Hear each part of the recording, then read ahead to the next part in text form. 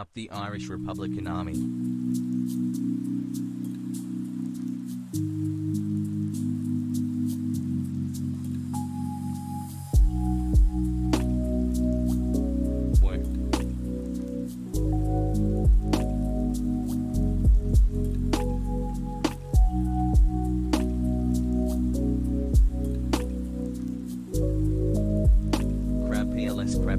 Crap PLS.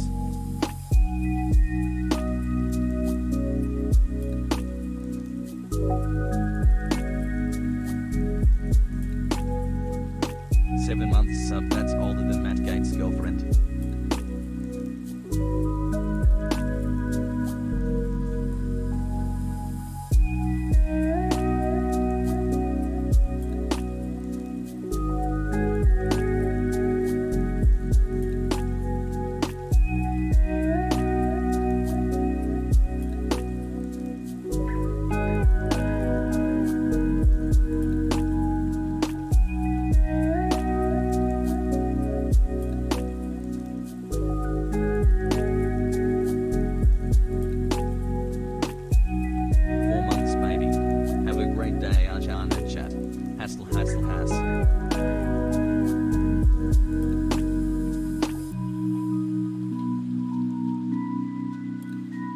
Hey HasanAbi, keep up the good work, love watching you live.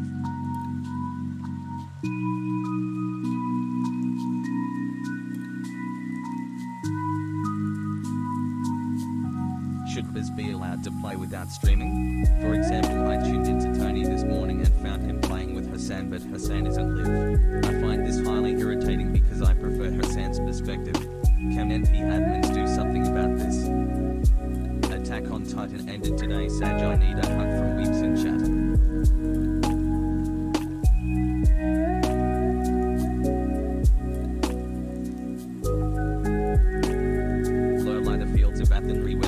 Watched the small free bird fly.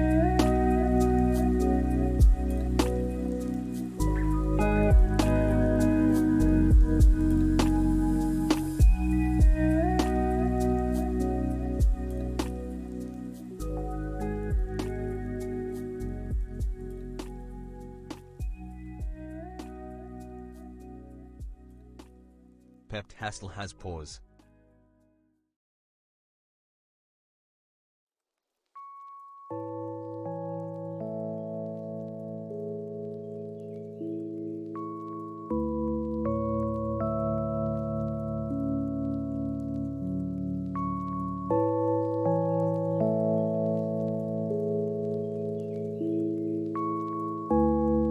Thank you for keeping me mostly sane in a world that has been anything but.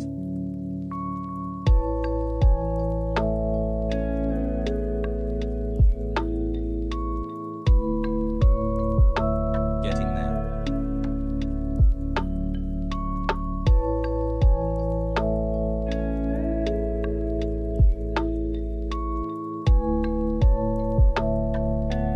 Hoggies.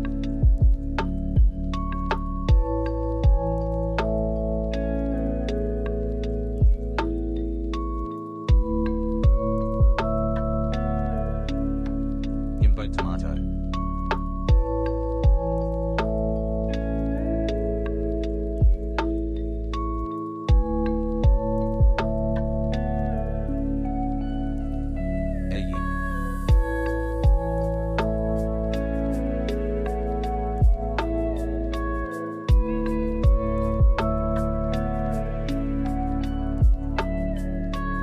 Just got my second vaccine dose and feeling very lucky and grateful. Hope you all can get yours soon, chat.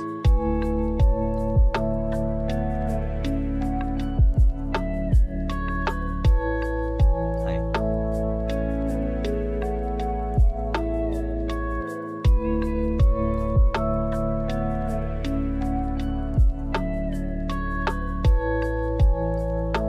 Thank you, Hasan, for saving me from Jordan Peterson, Joe Rogan, and the other preservatives.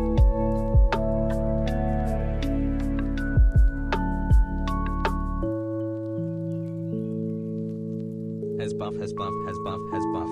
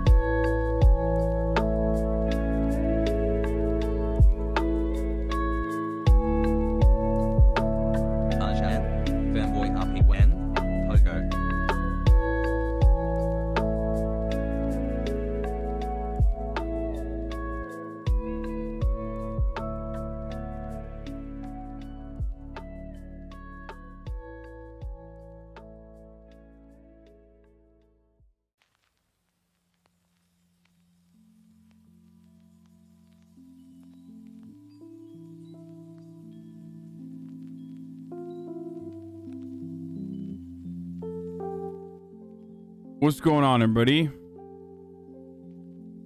I hope everyone's having a fantastic evening, afternoon, pre-noon, no matter where you are in the world. I hope everyone is having I'm a Hasan fantastic Piker, evening, and this is the afternoon, HasanAbi broadcast no coming matter to where you you are in the live world. I am from Hasan Piker, and this is the HasanAbi broadcast. sunny coming to California, you Los from sunny Angeles. California. Boys, girls, and envies it. Onkif Thatcher is dead. Happy 80th. Okay, I'm turning off the fucking donos for now.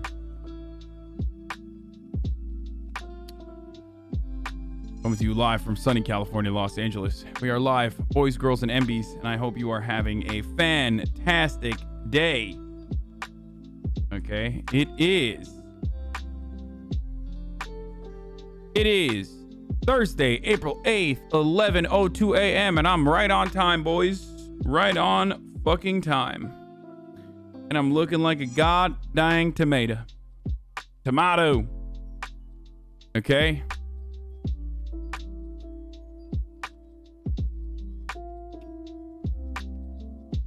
Hope everyone's having a great day, though.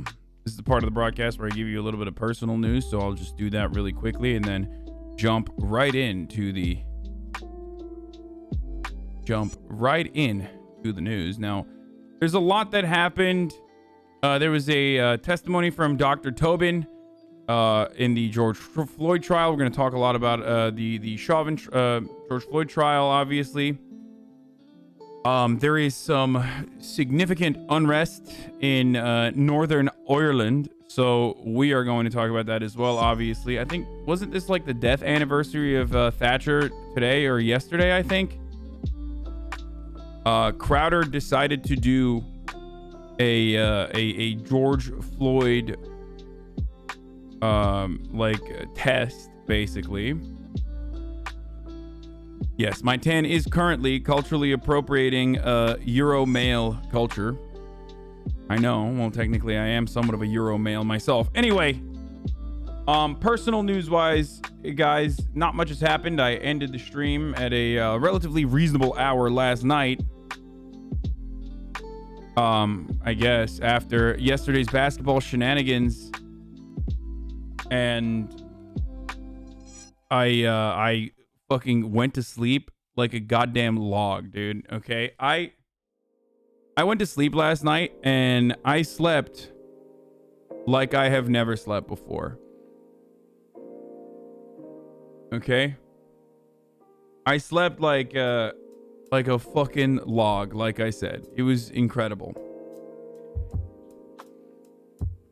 Woke up early, got some stuff down or stuff done around the apartment, and played a little bit of role play in the morning by myself. I'm currently wearing the Will Neff merch, for those of you who are wondering. You were best down to exhaustion. Oh yeah, it was great. I gotta do more cardio. Did you get vaccinated yet? I got J&J yesterday and I feel like shit today. No, I have not gotten vaccinated yet.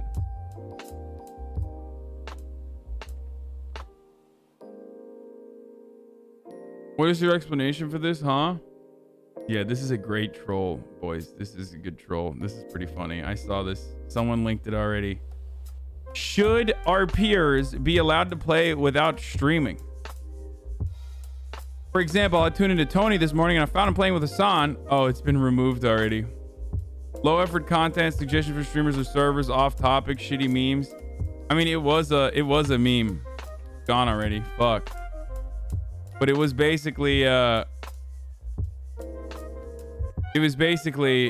know,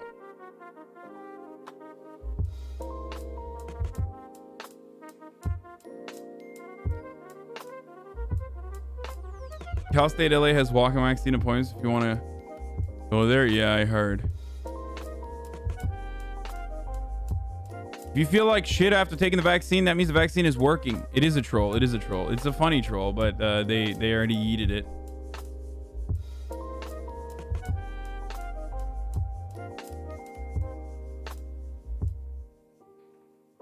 I saw this really funny Intel Bleep AI thing. Yeah, I know. Well, we'll get into it. We'll get into it right now. But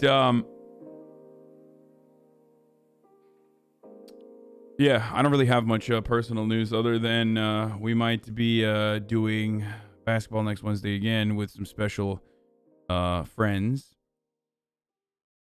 And also, oh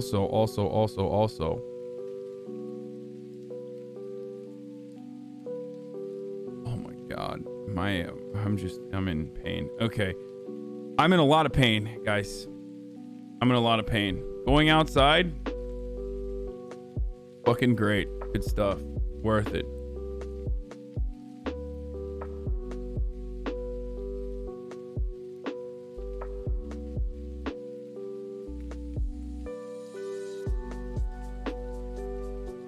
It's kind of worth it, dude. It hurts, but it hurts good. Yo, it's been a while since I've been on the stream because of LSAT, but hot damn, you're glowing. Mashallah. Yeah, I'm literally glowing because I was in the sun yesterday.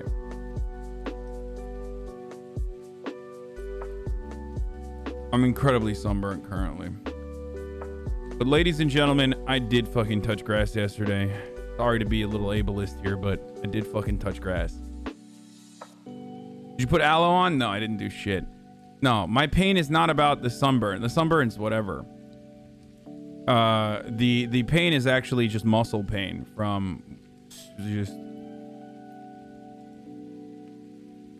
the pain I'm feeling is just muscle fatigue.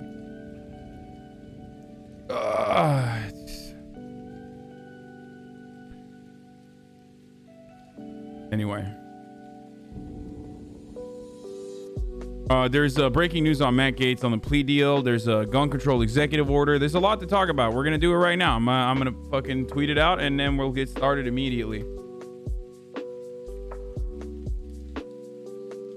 Geraldo asked a black man when the last time he was in the ghetto. Very cool. Okay.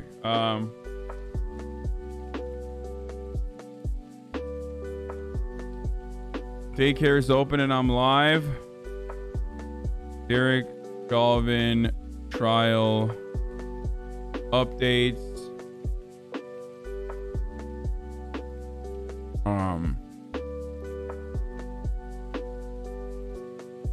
Biden gun control executive order.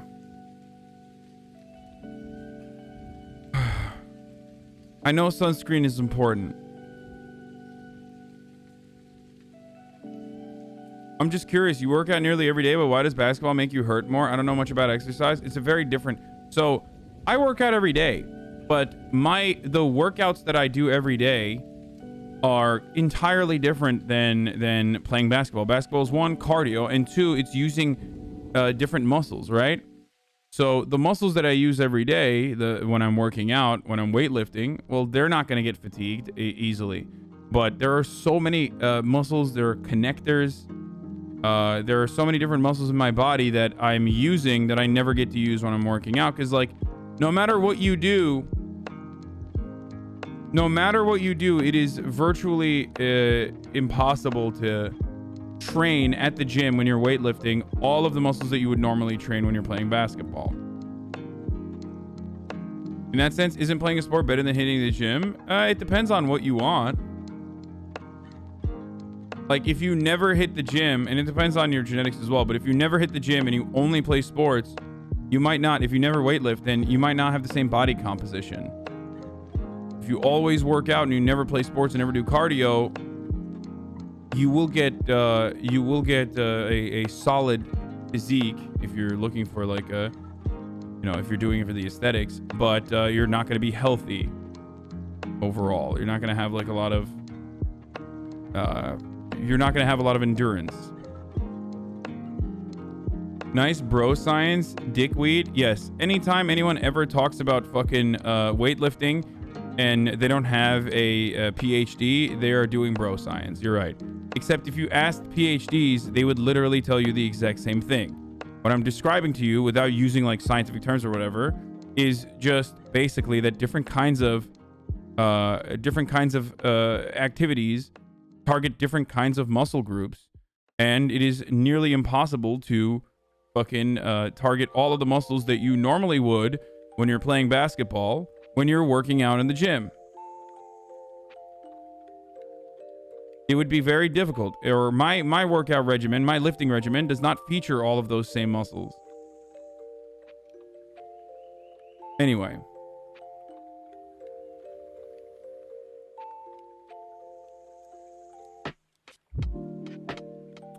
Regardless, though, let's do it. Daycare is open and I'm live. Derek Chauvin trial updates, Biden gun control executive order. And what else? What else was I going to do? Oh. Unrest in Northern Ireland. We got it all. Get in now. Let's go. www.twitch.tv/HasanAbi.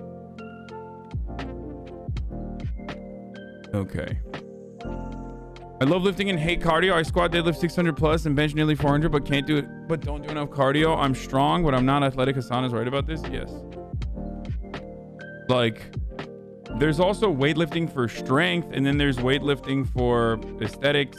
Like, there's well, it's mostly your diet at that point, but still, your diet and your workout regimen is like intricately connected to one another.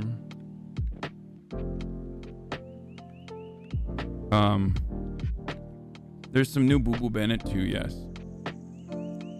Would you come up with the name HasanAbi? Your chain is fake? Yes, it is not a real chain.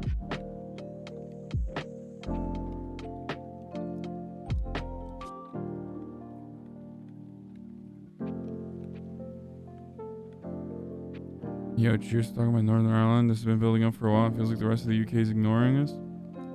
Okay.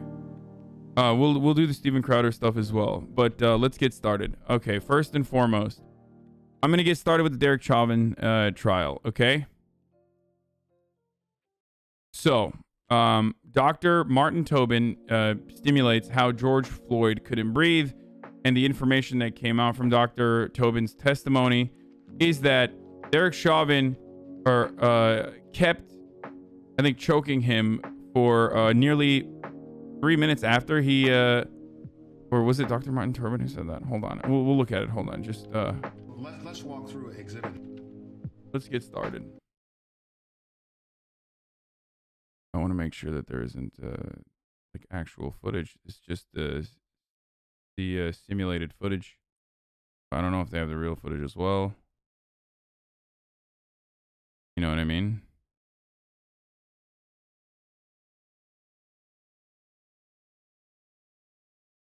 Okay. 949, Brad, if you could advance.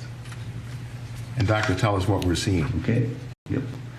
Now you can see the car is being rotated. You're able to see Officer Chauvin. You're able to see Officer King, and then Officer Lane down at his feet. You see underneath Mr. Floyd, and now the car is being rotated. Now the car has been removed, and so you're able to see how they're positioned at different points. In terms of with Officer Chauvin with his left knee on the neck, his right knee on Mr. Floyd's arm and chest, and then you can see here Officer Lane holding his legs, and then you can see Officer King with his knee on his torso. So this represents a snapshot in time, as you told us. Did the officer's position... Do we really need a 360 animation for this? What are you talking about? It's, yes, this is one area where, like, yes, 100%, like, watching it in the news is one thing, but in a court trial, yes, you are absolutely supposed to fucking reconstruct everything that happened. Are you insane? Of course you need an accurate reconstruction of the events, as this is an important part of the professional witness testimony that proves that Derek Chauvin willingly murdered someone.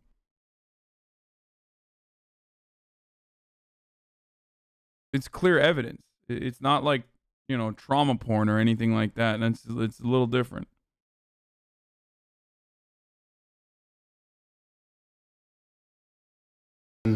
change over time as they were there on the ground? Yes, You're saying murder is obvious? You don't need 3D construction? Guys, you literally, you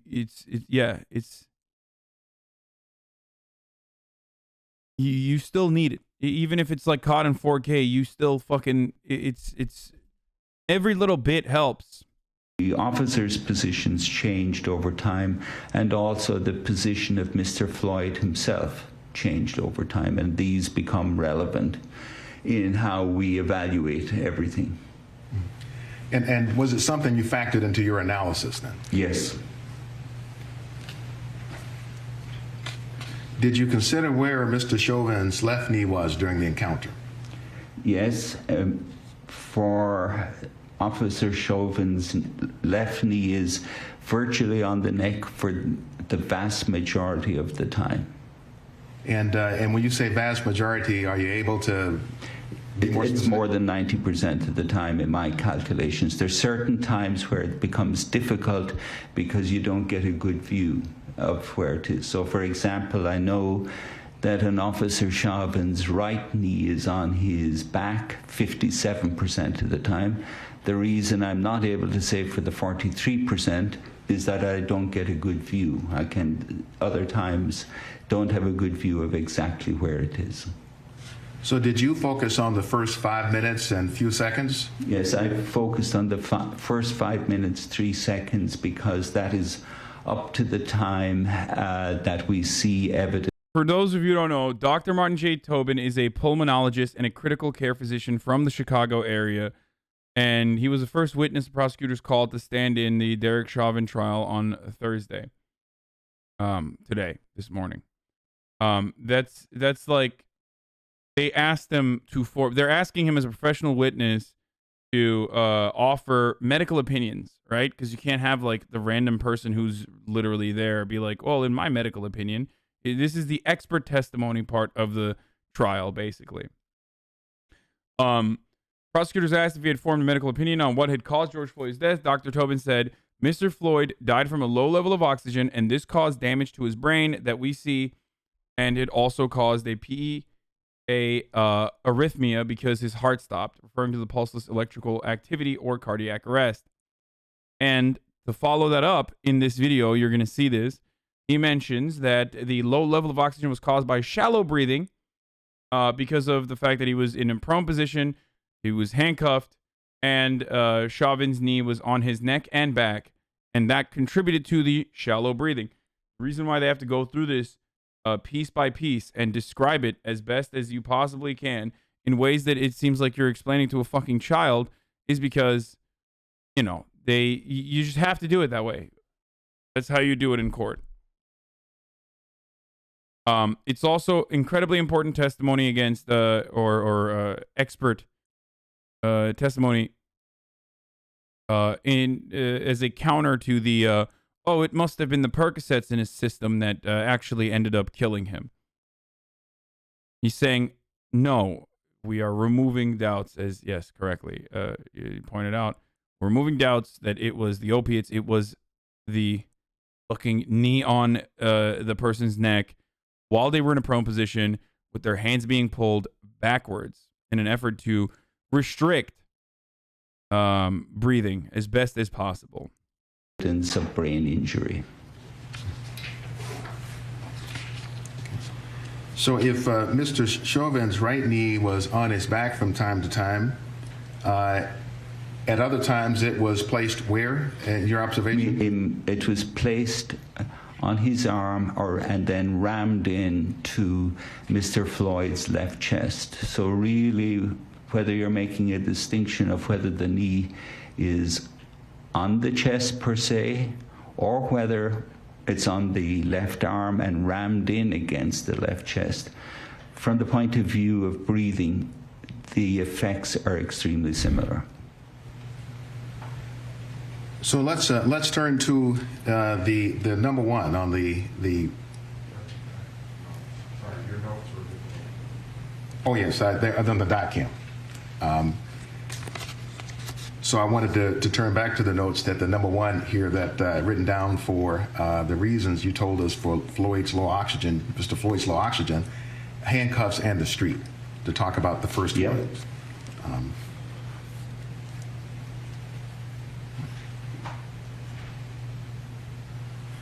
Could you first, Dr. Tobin, tell us how these various mechanisms, the four that you've discussed, handcuffs in the street, knee on the neck, prone position, knee on the neck, back, knee on the back, arm and side, how do those mechanisms fall into your work of either respiratory physiology or clinical medicine? They don't have an awful lot to do with clinical medicine, but they are directly related to my work in physiology. So in understanding the forces that the body has to cope with, these are crucial into terms of the various forces that are involved in physiology. So then turning to the first one in handcuffs and the street, the very first one. What is the effect of the handcuffs in the context of what happened to Mr. Floyd? The handcuffs are extremely important in Mr. Floyd, but the handcuffs on their own, just handcuffs per se, are not that important. It must be the handcuffs combined with the street. And it's because of the positioning of the handcuffs at the back, then how he's manipulated with the handcuffs by both Officer Chauvin and by Officer King, how they manipulate the handcuffs, and they're pushing the handcuffs into his back and pushing them high. Then on the other side, you have the street. So the street is playing a crucial part because he's against a hard asphalt street. So the way they're pushing down on his handcuffs combined with the street, his left side, and it's particularly the left side we see that. It's like the left side. I don't understand. Like when motherfuckers say, if you watch the full video, Floyd was saying he wasn't able to breathe before the cops even touched him. Okay, so what? Let's say someone has asthma, okay? And cops roll up to the scene and that person has asthma and they do the exact same thing and he dies. Is that not still fucking what cops did? It's still murder, bitch. It doesn't matter. Like that literally does not change the reality. Like you're supposed to be a cop unless you literally think, oh no, you absolutely should just like murder people that you are investigating, I guess.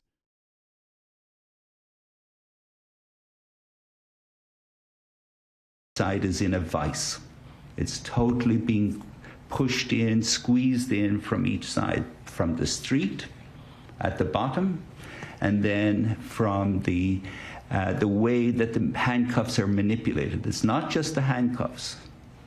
It's how the handcuffs are being held, how they're being pushed, where they're being pushed, that totally interfere with central features of how we breathe. So Mr. Floyd then is pancaked between the pavement underneath him and then force on top of him. Precisely. Now, could you help us to explain how this mechanism, the handcuffs and the street, how does it explain the shallow breathing that you've described? Yeah. So this gets back to how we breathe. And this is fairly simple. So the way we breathe, we have two big muscles that help us with breathing. We have the diaphragm and we have the rib cage muscles. The diaphragm does about 70% of what we need for breathing, and about 30% of it comes from the rib cage. And when the diaphragm contracts or the rib cage contract, they expand the chest. And when you expand the chest, then air flows in from outside and it's coming in. And that's all that happens on inspiration. But to expand the chest, there's two crucial actions that have to happen. And we refer to these by the terms pump handle and bucket handle. So if bucket handle is simple. So if you have a regular bucket that you carry water with, and you lift up the handle of the bucket, the handle comes up like this. And so when you contract your diaphragm, you are performing a bucket handle movement on the rib cage. So you contract your diaphragm like that, and each time as you inspire, you can see it yourself. As you inspire, each of you there in the jury, you inspire, you see that your rib cage is going outwards like that. That's a bucket handle movement. The second movement that you have is called the pump handle. And this reflects to an old water pump that would be in the yard for pumping out water. And so you have the handle at the top of the pump.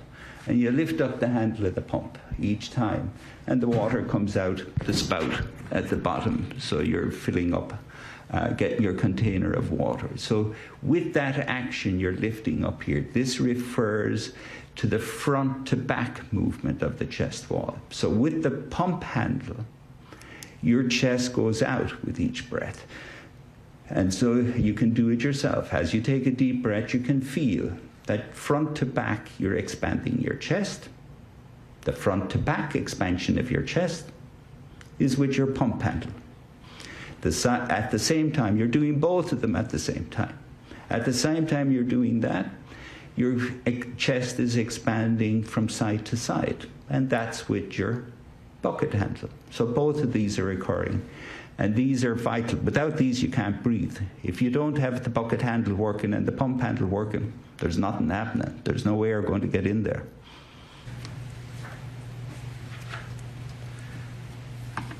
Doctor, in this case, were you able to observe whether Mr. Floyd's breathing was impacted by the handcuffs and the placement? So, like I said, he's covering all the bases here On the street. Yes, and this is the last one. What did you observe, Dr. Tobin?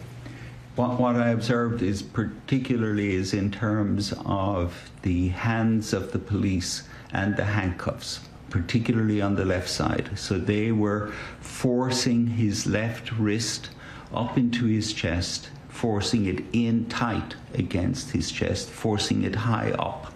And you have to keep in mind that the opposite side of this is the street. So he was being squashed between the two sides. And so this meant that he couldn't exert his pump handle, because, I mean, the street totally blocked his pump handle. There was no way he could do any front to back movement. And again, the way they were pressing. How is the defense going to come back at the expert? You're seeing some people in the chat already like throw out the pro bono defense attorney lines that they're throwing out in the chat. Well, it's not pro bono. I guess they're doing it because they're fucking racist shitheads who think, you know, this person deserved to be murdered. But their cross-examination is going to revolve around either belittling his like background, say that the airflow could be restricted as a consequence of Percocets, like try to hammer that on over and over again, muddy the lines between how Percocets restrict your airflow, or not even restrict your airflow, but rather restrict your interest in breathing, I guess. Is that the better way to describe it?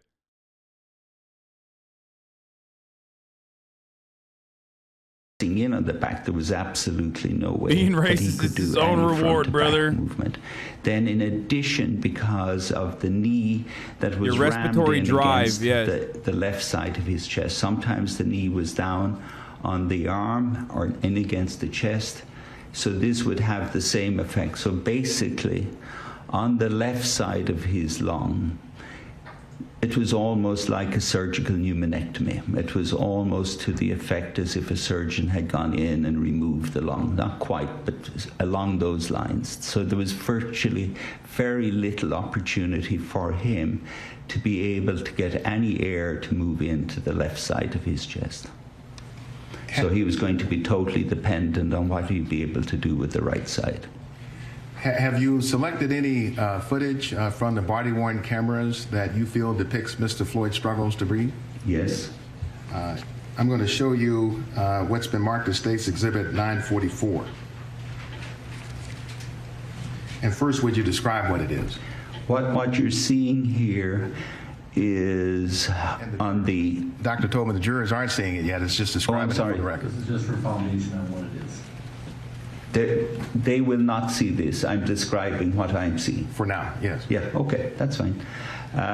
What I'm seeing is that his left hand is being grabbed by the police officers. So that's a handcuffed left hand, and it's been pushed into his chest. So he's just not able to expand that. In addition, what I'm seeing. All we said was the foundation for. Oh, I What it apologize. is. I apologize. I didn't. So let's hold off and turn it Okay, back. I'm sorry. My misunderstanding. Yeah, body No, cam footage we'll came out offer already. State It was in the Exhibit court. 944. Any objection? 944 is received. All right. Now, Dr. Tobin, the jurors can see it. Okay, So I, would you- I apologize. No, it was quite all right. Would you tell us what's the significance? So, I mean, now you're able to see here with the yellow arrow, you're able to see that the officer is holding Mr. Floyd's left hand. He's holding it very firmly. There's a very firm grasp on it. And then Mr. Floyd's left hand is being pushed in against his chest. So, the knee placement, like the knee placement on the left side of his chest is limiting the amount of air being able to enter the lung to a degree that, like, a doctor, like he said, a surgeon with precision removed his entire lung, right? So that's one, like, he's literally personally, I'm not going to show the fucking visuals. Guys, just, it's not going to happen. I'm not getting fucking banned, okay? So I'm not going to show you the video, you fucking freaks. What the fuck? We've all seen the video a million times over. Okay? I will go to the defense questioning in a second. Just let me finish this, dude. Let me finish this! Fuck!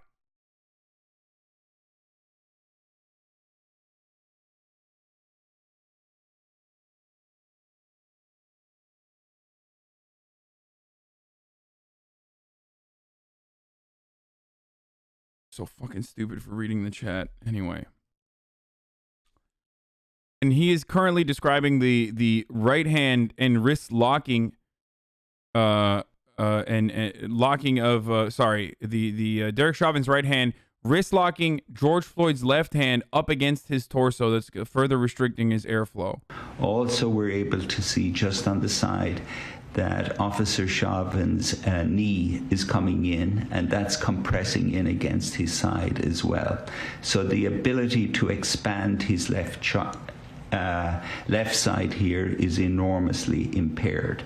And also you're seeing that the size of the chain between the two, the right side and the left side, is very short. So his whole left arm is also being pulled over, and so it's preventing him also from expanding the right side. I've been focusing on the bucket handle and the pump handle on the left, but you can also see here that these are impaired, his ability to expand his chest. And of course, the key factor you must keep that isn't kind of, in a sense, seen here in one sense, is the street. The street is what is having a huge effect because he's jammed down against the street. And so the street is playing a major role in preventing him from expanding his chest. Hi. Okay, so the cross-examination has started. I'm not gonna watch it because like there's a lot of visuals. I would rather watch it after the fact when the new information comes out. Okay. Am I misremembering, or did you show the video last May? I did. Originally I did a couple times, but then I decided, not even because of TOS, but because I did not want to show this over and over again.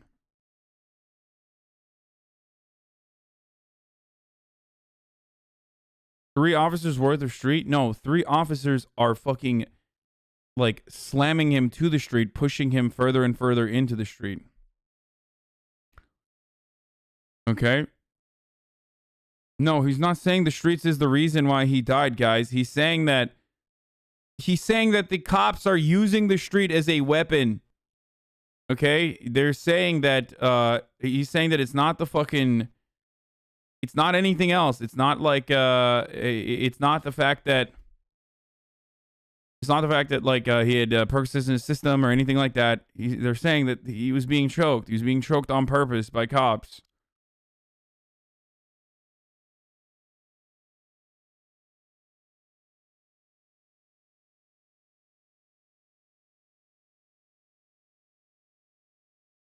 Okay. The street defense is going to say the street killed him. We're fucked. No, the defense is not going to say the street killed him. They're not going to say gravity is responsible for this thing here. They're going to say, dude, I can't believe this motherfucker did this, dude. Steven Crowder, there's a video. I can't watch this, dude. I don't want to watch this. It's so fucking nasty.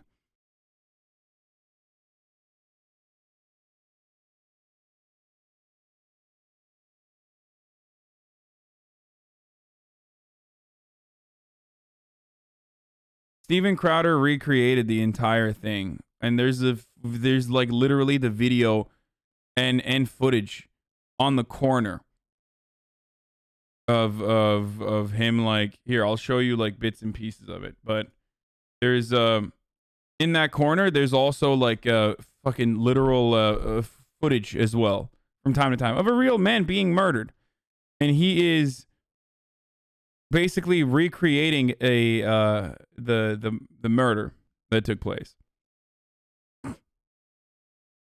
Now, of course, the irony is, you know, this pussy did not want to fucking do the exact same thing and didn't get the positions right because he is a pussy. Okay? Ultimately, he's like, you know, ultimately he didn't want to get a knee on his neck.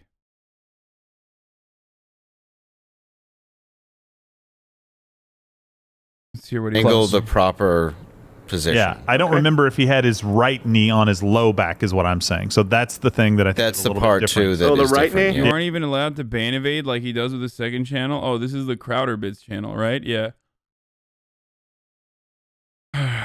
You can't tell me Crowder didn't do this just to have another man on top of him. I mean, yes, maybe, but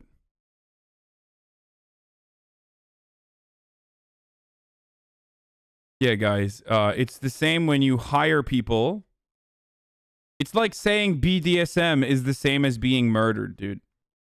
Like, when you hire people who still have your best interest in mind and are literally fucking not recreating it one-to-one because you literally hired them, it's the exact same as a person who is very, very, very obviously fucking exercising gross use of force and escalating a situation between a random fucking stranger that he is declared is a suspect or a dangerous criminal, scary criminal. It's great.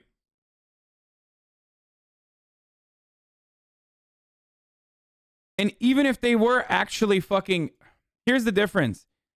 Even if Steven Crowder actually had people literally fucking try to do the exact same thing and didn't die, that still doesn't prove anything. Okay?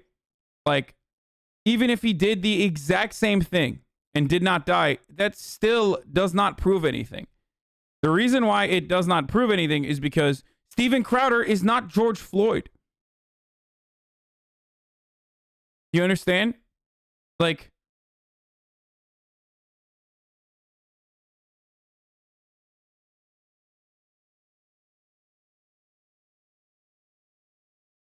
the majority of the body weight of the police officer was on his was on George Floyd's neck.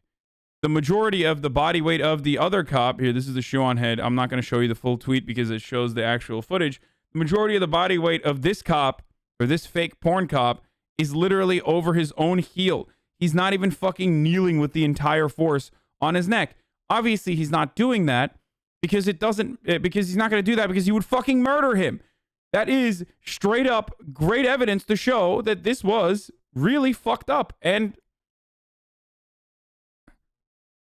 that you know, he didn't actually do the real thing. The police have abandoned Chauvin. The medical experts are saying it was because of the knee he died. The only people who are defending him are Republican hogs. What a time to be alive. Yeah. The thing is, like, the cop's fucking foot is off the ground, guys. Okay? He has no body weight on his heel. Like, his fucking toe is off the ground. I'm not going to show you the exact fucking footage, but That's why they had to do the recreation to showcase that as well. Like, he could not do it. This is just like when motherfuckers were like, hey, this is just like when conservatives were like, the waterboarding is not torture, dude. It's like little splish splash. And then they couldn't do it. They couldn't fucking handle it. Was Crowder always full Nazi mode? Yes.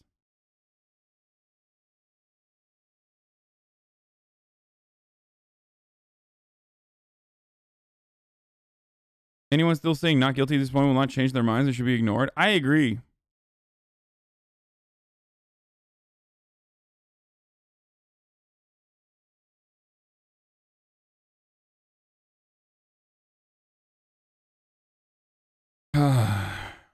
Anyway, my old martial arts instructor put out a video demonstrating how deadly a blood choke is right after Floyd got killed. Shit is scary. Yeah.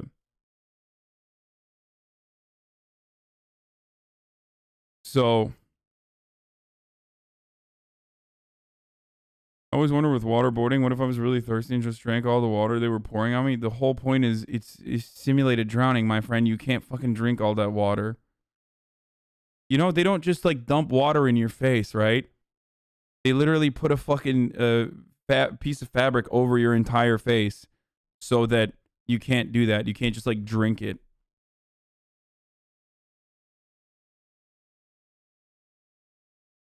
And they don't just do it for like 3 seconds so you can start breathing in between. The whole point is you're drowning. Anyway.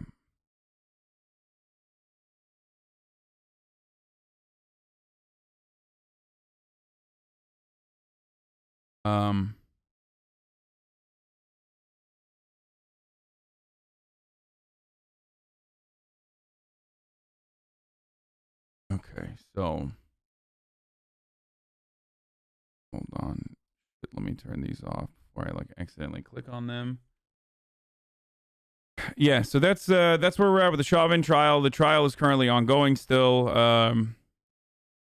Ben Shapiro says a very bad day. The backlash is coming, by the way, with regard to the Black Lives Matter movement's propaganda about police.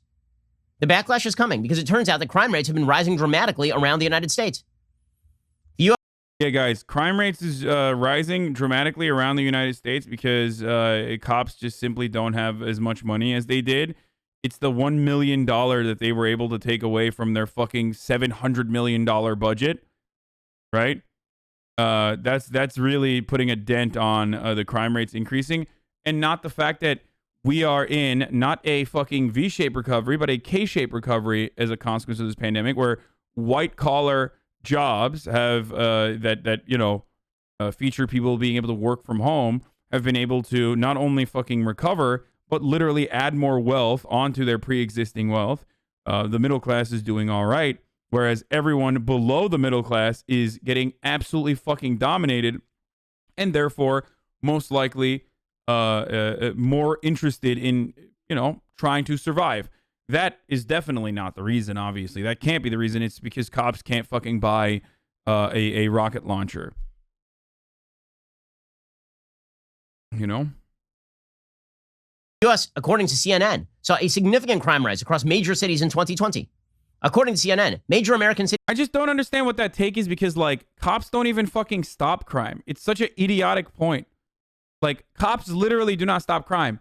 They investigate it after it has happened.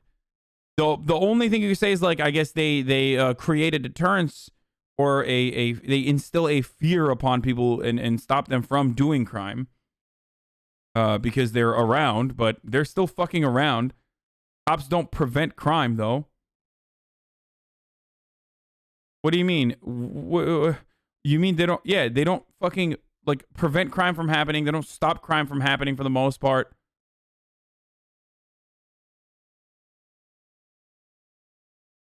My dad talks about the NYPD plainclothes units that patrol the streets.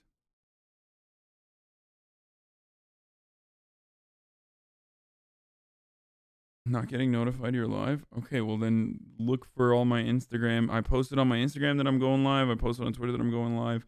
Anyways, keep going. City saw a 33% increase in homicide last year. Okay, that is because of the attempt to absolutely hamstring the cops and make it impossible for them to do their jobs. You think people are going to go along to get along on these particular issues? Tom Cotton is getting dragged through the mud, the senator from Arkansas, because he tweeted out we have a major under-incarceration problem in America and it's getting worse. And people are like, well, yeah, we already incarcerate a lot of people. The question isn't how many people we incarcerate. The question is how many of those people are innocent. Answer, not a lot. And how many people who are guilty are out walking the streets? Answer, some. Oh, okay. Oh, I didn't realize that, Ben Shabibo was trying to jail all of Wall Street, financial criminals, things like that. Woke, very woke of Ben. There's a very simple question to ask when it comes to under-incarceration versus over-incarceration. It is not percentage of people incarcerated. It's percentage of people who committed crimes in jail. That's the only question I care about. If you committed a murder, I don't care if we have more people in jail than other countries. To be honest, I think we're just, I think Ben is right. We are just a dog shit country. Like, we house 25% of the entire world's prisoner population, despite making only 4% of the entire world's population in general. We have the most disproportionately incarcerated population out of every country, not just like Western nations, not just comparable OECD nations. I mean, like literally every country, including China. So if you look at all of that and you say we still need to fucking imprison more, then you're basically saying like America is dog shit. Like everyone sucks. I guess everyone fucking sucks and everyone should be going to jail. We should literally just jail everyone. Jail Ben Shabibo. Cancel culture, by the way. Cancel culture is when I talk about Mr. Potato Head's fat cock, but not when I literally end someone's life, decide that someone no longer will have freedom, and dehumanize them and throw them in a fucking cage and throw away the goddamn key.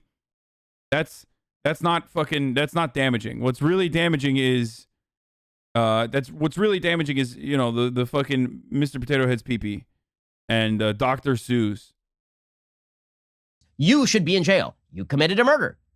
So Tom Cotton on the numbers is... By the way, motherfucker, you're so stupid. Like, literally no one is saying we should not jail murderers. Like, there is no leftist position that says, like, oh, if you do a murder, you should get away. Like, it's so fucking stupid. Like... And the real reason why Ben is not talking about the actual problems in over-incarcerating people is because you would look like a silly bitch if he was like, well, actually, we should be throwing everyone in jail for light marijuana offenses because I feel scared about the devil's lettuce. Like, he can't say that because that's the real problem.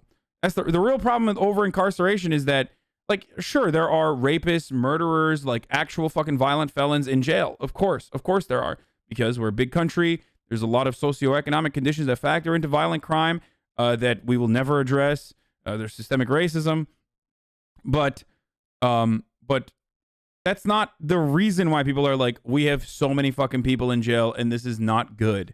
The reason why people say that is because there are so many non-violent criminals that have no chance of rehabilitation, that are looked at, addicts that are looked at as petty criminals or even violent criminals rather than people with a disease that needs to be treated. So that's the real issue. Absolutely zero fucking people are like, why are there so many murderers in prison? They should be out in public. No one says this. So Ben functionally is debating a straw man that he has cultivated because the actual issue makes too much sense and he would look like a fucking gigantic shitlord if he were to literally say, there are too many non-violent, drug offenders in prison right now. There needs to be more, actually.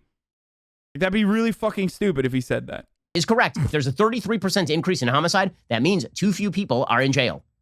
At least when it comes to homicide. Okay, but it doesn't matter because, again, the left can't stop itself. In corporate America, that ship can't be turned. In the media, they cannot re-steer themselves because they've dedicated themselves to activism. The Biden administration can't turn away from its own radicalism.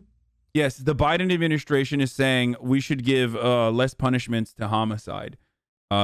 By the way, Joe Biden literally is the reason why there are so many fucking black and brown people in jail. Like, directly. As the architect of the crime bill, like, he's literally the reason why so many people are in jail. And he's now, Ben Shapiro is like, now criticizing that very same guy, saying he's not doing enough, that he needs to be jailing even more people. And in the criminal justice system, the Black Lives Matter movement can't steer away from its own radicalism. This is how you end up with videos of BLM activists saying that cities will burn if Derek Chauvin isn't convicted. How do you think this is going to play? You think this is going to play in America? You think this is really going to go well for you? Here is this BLM activist. If George Floyd's murderer is not sentenced, just know that all hell is going to break loose. Don't be surprised. I mean, she's right. Like, she's not threatening to do so. You're assuming that she's threatening to do so. Maybe she is, but I fucking talked about this before as well. What, you think I'm gonna you think I'm advocating to burn buildings? No, but I'm assuming that this is going to happen if justice is not fucking served, because people have been pushed to a point where, you are not listening to them over and over again. And it's bright as fucking day that an injustice has occurred, and the government is supposed to fucking step in and do something about it. That's how the fucking law is supposed to work. Also, it's really cool when you find like random TikTokers and you go, well, this random TikToker is a BLM activist, and therefore, like, this is the entirety of the Black Lives Matter movement. I love that. I love that. You know who else is on fucking TikTok? Ben Shapiro? People that literally say, like, my quirky fucking eating habits are should not ever be made fun of because that's ableism. That doesn't mean that they like represent any part of the fucking left. There's no discernible part of the leftist coalition building that that features like ridiculous radlib Tumblr shit. Okay, it doesn't matter. I can't believe that Ben Shapiro found the entirety of Black Lives Matter at this one random black lady doing a TikTok. When buildings are on fire. Okay, so here's the thing. By the way, she didn't even literally say she's going to do that. She's like, I am the CEO of BLM and I'm going to burn buildings. She literally, and it doesn't even, she didn't even need to say that, obviously. But no ties or association to BLM as far as you can discern from the fucking TikTok. Secondly, it's literally one random person. And lastly, didn't even say anything fucking ridiculous. She said what I've said time and time again as well. Of course, people are going to be fucking angry if justice is not served in this instance. And, that shit's going to happen again. Pointing out this whole time, and I think most people who have a brain are noticing, is that this Chauvin case is not clear-cut. Not only is it not clear-cut yesterday... Brother, there is nothing more clear-cut. The Derek Chauvin case is literally the saying the N-word of like murder cases, okay? You know how conservatives always say, well, that person didn't say the N-word. How could you ever claim that they're racist? They didn't literally say the N-word, right? You know how like that's what they need for evidence to fucking figure out if someone is, a racist? Well, this is literally that, but with murder, okay? Like, oh, well, this is not a clear-cut case, even though, every expert testimony so far has shown that he was murdered by asphyxiation caused by Officer Chauvin's knee on his neck. And also, there was like 25 witnesses that saw and witnessed the entire thing, filmed it. There's numerous different camera angles that you could literally fucking find any given moment on the internet. The police chief is saying that this was inappropriate and murder. The fucking other cops, the cops that hired him, cops that were his fucking, a part of high command have like said that this is inappropriate and murder. Like, they have already violated the thin blue line. They have already violated the code of conduct, the unspoken code of conduct that the fraternal order of the police have. Okay, which is calling out another cop for murdering especially a black fucking suspect. Okay. Like, this is straight up. This is unusual. Okay. This is unusual with how clear cut this is. The blue wall of silence has been fucking breached. So if you look at all of that, and you still turn around and say this is not clear cut, well, I think that there's a puzzle piece that's missing in your brain. You pulled out a piece and you just jammed fucking racism into it. And that racism puzzle piece that you jammed into that hole that you left in there is saying, well, this was a deserved murder. Like, this person, had it coming for them. They were black, they had a criminal record. Like, obviously he was going to get murdered anyway, he was doing drugs. That's what you're doing. That's the only way that you can look at this case and go, oh, I don't know. Yesterday happened to be a particularly bad day for the prosecution in the Derek Chauvin. Yeah. Also, the irony is, Ben Shapiro starts this video by saying more people need to be in jail, and then fucking turns around and literally says that we shouldn't be, like, this prosecution of a murderer is ridiculous. Like, it's so obvious what he's doing. He's like, draconian measures for blacks, but not for white police officers that killed them. Like, that's literally what he's doing. It's fucking insane. Like, can you imagine? We need more people to be in prison. Also, this person who's on his way to prison because he fucking murdered someone in front of, like, hundreds of people and the entire world saw it. Well, that person shouldn't be in prison. Everyone else should be in prison. Murder case with regard to George Floyd. There are a bunch of witnesses who were interviewed yesterday, and it did not turn out well for the prosecution. In fact, it turned out so not well for the prosecution that one of the witnesses the prosecution called, the defense announced they wanted to recall the witness as a defense witness.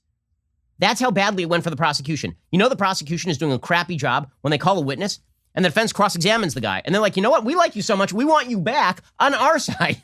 Like, that ain't good. The state called a Minneapolis Police Department lieutenant named Johnny Mercil, who's a use of force trainer. Oh, this is great, dude. Ben's like, I could have defended the racist murderer better, okay? I could have done it. I have all the racism, and I'm bloodthirsty, but I'm too small, too tiny to actually ever murder someone. I only weigh around 100 pounds, so if I were to stand on someone's neck like that, they wouldn't die. So I can only get my kicks off by you know, fake defending someone on a legal drama, like I'm watching a legal drama or something. Let me do it. Let me at him. I'll be a part of the defense. I'll be a part of the defense. I'm Harvard Law, by the way. I passed the bar, by the way. And the prosecution asked him a bunch of questions about whether Chauvin was using approved use of force procedures. But then Eric Nelson, who is the defense attorney, began asking questions related He's literally like, I like that 3 minutes in and he's like, put me in, coach. Put me in, coach. to Mercil's time as a street cop. This is according to legalinsurrection.com, who's been doing a good job analyzing this on a day-to-day level. Nelson asked questions related to Mercil's time as a street cop, with a particular emphasis on the tendencies of suspects being subject to arrest to come up with all kinds of nonsense about why they shouldn't be arrested that day. Dangerous job being a police officer. Yes. Are people unhappy about being arrested? Very rarely are they happy, said Mercil. Do suspects frequently engage in a wide variety of behaviors to avoid arrest, including fighting, arguing, and making excuses? Yes, they do, answered Mercil. Indeed, when asked if he himself had ever disbelieved a suspect's claim of a medical emergency in an apparent effort to avoid arrest, Mercil... Okay, it's top of the hour. Oh, by the way, we're going to move on to some new Matt Gaetz news as well. That shit's fucking heating up. I wonder if Ben will defend Matt Gaetz as well. Surprised. He might. That'd be really cool. But top of the hour, every hour, boys. We do a 6-second ad break. Sorry about that. I'm going to run the ad right now. I'm going to go pee. The video is going to keep going. If you want a ad-free broadcasting experience, you know what to do. You can subscribe. You can subscribe for $5 a month. You get to send me, links and stuff. Or you can subscribe for free by connecting your Amazon Prime account to your Twitch account. You get one free Twitch Prime a month. So, get those primers out if you want to no longer see the ads, or use a fucking ad blocker. Here's the ad now. Okay. Mercil answered he had personally done so. All of this undercuts the part of the prosecution narrative that is relying on Floyd's purported pleas and excuses about claustrophobia and anxiety and crying out for his mother. Perhaps that's real, but a reasonable officer has to consider maybe it's an effort to avoid arrest. Nelson also, once again, put the use of pressure and body weight techniques in a favorable light. The state wants to present Chauvin's knee in a negative light, as deadly mechanical asphyxiation or as a blood choke, as attested to by this other witness, Derek Williams. In fact, however, the use of pressure and body weight to restrain a suspect was adopted by the MPD because it was a less intense use of force than prior practice of using strikes, either barehanded or with batons or even with weighted gloves, to compel compliance. Mercil concurred. The take-home message for the jury is that Chauvin's knee, far from being a public execution in a public street, was a lesser force than would otherwise have been required. So, bottom line is, this prosecution is not particularly going well for the prosecution. Nelson explored with Mercil whether there were circumstances in which it would be appropriate for an officer to maintain a neck restraint for a substantial period of time. Mercil said yes. Sometimes to maintain the neck restraint for however long it took EMS to arrive, asked Nelson. Mercil answered that he personally had maintained restraint on suspects for the duration required for EMS to arrive. The state's own use of force expert testified on cross he personally had engaged in the exact same activity that Chauvin is currently being demonized for. That is not a good day for the state, as Legal Insurrection points out. So again, it was just a very, very bad day for the prosecution. The reason that I'm pointing this out is because what you're hearing from the media is that this is that if Chauvin doesn't get convicted, it's a referendum on American racism. Cops are all bad. Fewer cops on the street. You think this is... It's great, dude. He's mad that You know, cops couldn't fucking find a dude with a clearer record on this. It's great. Wait, right-wing TikToks are ruining my Since life. the dawn. Oh, that's fucking great. I will take a look at these right-wing TikToks. Holy shit. Where the fuck was I? Oh, here it is. I love right-wing TikToks. Doesn't Ben Shapiro have legal consultancy firm? If it wasn't pure grift, he'd offer the defense pro bono counsel. Massive puss. Well, why would you offer pro bono defense counsel to a court case that you know is open and shut, and you are 1,000,000% going to lose the fucking case? Like, it's insane. Like it would be the dumbest thing for him to do.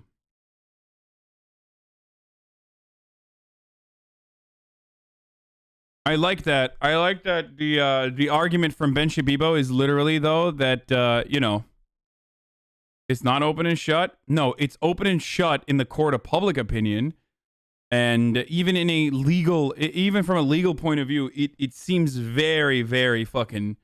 It seems really good on the prosecutor's side, guys. Let's be fucking real. I mean, when you have the police chief, literally come out and speak out against one of his own cops, it's a rip.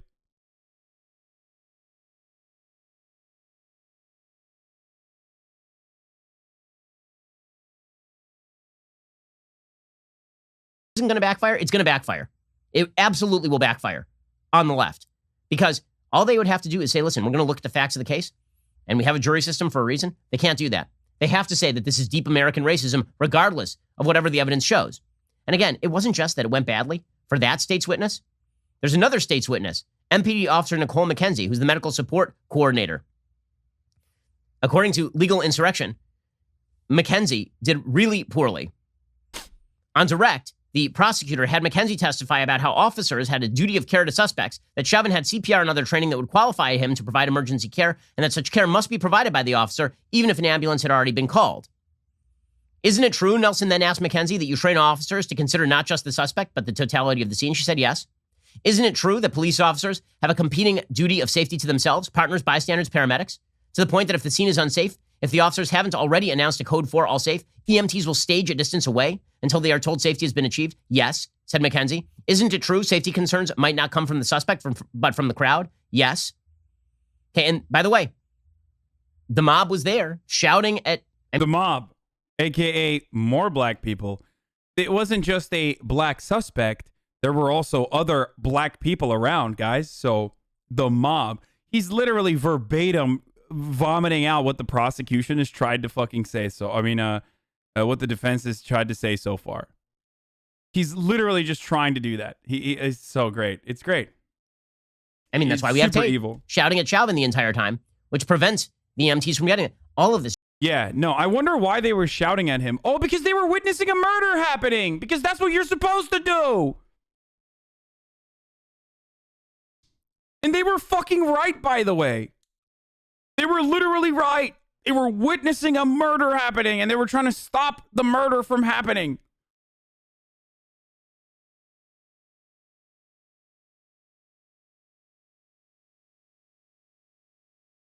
This generates at least a picture of reasonable doubt. All of this pictures at least the possibility of reasonable doubt. So it's, you know, none of this is going particularly well for the state. Yeah. The mob was so terrifying. They were such a terrifying presence there that, you know, he had to murder extra hard, guys. That's good. That's a good argument, I think. I think it's a good argument when you're, you know, you push the EMT away because of the mob. And you fucking finish the job on your own extra hard. And if this results in more riots, if this results in more calls for the end of policing in America, it ain't going to go well for the left either. The left is overreaching on every area in American life right now. You knew it was coming. It is coming. And the backlash is going to be extremely strong. Facts don't care. Ben Shapiro is an expert on body camera footage released of black man arrested while taking out trash. No, I'm not going to watch that. Biden announces his first executive. Okay, we're moving on to the Biden stuff. The United Yes. States says Joe Biden is taking his first steps today on the issue of guns. Boys, Joe Biden, why, Jack, has fucking some gun control on the docket, ladies and gentlemen. Also, the Amazon Union election public vote count Zoom link just dropped. They're going to be letting people in at 1:45 p.m. CST. No recording, screenshots, or live streaming or broadcast of any kind will be allowed of the live vote, obviously. So I'm not going to fuck it up, but we got that coming. So you can't stream it. So don't fucking ask me to stream it. I will give you a brief top line approach or top line analysis of the Biden first executive action on gun reforms. They include banning assault weapons, eliminating gun manufacturer immunity, requiring background checks for guns bought at gun shows, which is closing the gun show loophole, of course. The fourth is closing the Charleston loophole, and the fifth is reauthorizing the Violence Against Women Act. In America, the executive actions include a call for federal reviews on some specific gun safety issues, but they're far short of the more sweeping changes that many of the Democrats want. Weisha Zhang is at the White House with more on this story. Weisha, good morning to you. Now, this is important because it comes after a series of mass shootings. What's going to be announced today, do you think? Oh, good morning to you, Gail. President Biden is expected to launch a series of modest measures like directing the Justice Department to issue new rules and investing in community violence interventions. The White House stressed these are only initial steps because, Gail, frankly, there's only so much the president can do by himself, why he is urging lawmakers to do their part, too. Among the actions President Biden is taking to address gun violence, an order to review federal policy on so-called ghost guns, self-assembled weapons that require no serial numbers. Another would review the use of stabilizing braces on pistols, which turns them into short-barreled rifles. The president will also ask the Justice Department to draft model legislation to implement red flag laws at the state level to prevent people facing mental health issues from accessing firearms. Remember, the Trump administration said that they were going to do that. The Trump administration said that they were going to pursue red flag laws. Just so you understand, like, where we're at currently.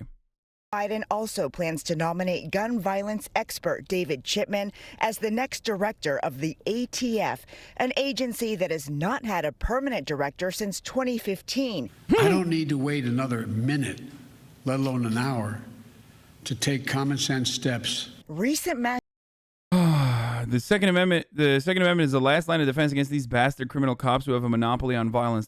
Impupriate is the lawbertarian in the chat, by the way. So why do you status want to fuck with it? Gun ownership should be mandatory by all citizens. Literally mandatory gun ownership. Who's going to enforce that? The government? How would you enforce mandatory gun ownership? Lawbertarian, one day you will be able to come up with a fucking cohesive worldview that makes sense. Mandatory gun ownership, he says. No, of course he's not fucking banned because he says the most idiotic things in the chat. So of course that's the reason why I love having him in the chat. That's why I don't fucking ban him, because he doesn't say like racist stuff usually. He just says like really funny stuff. Mass shootings like those in Georgia and Colorado have once again put gun violence front and center. As a candidate, Mr. Biden promised legislation including a ban on assault rifles. In fact, my first day of office, I'm going to... The Charleston loophole is when your background check has not been completed in the 3 days. They are they will go around the background check system. Most of the background checks happen immediately, but 20 states and DC have laws that give authorities more than 3 business days to complete a background check. In all the other states, background checks that are delayed more than 3 business days are 4 times more likely to be denied. But if it takes more than 3 business days, they just go around it. Why are you so red today? I went outside yesterday.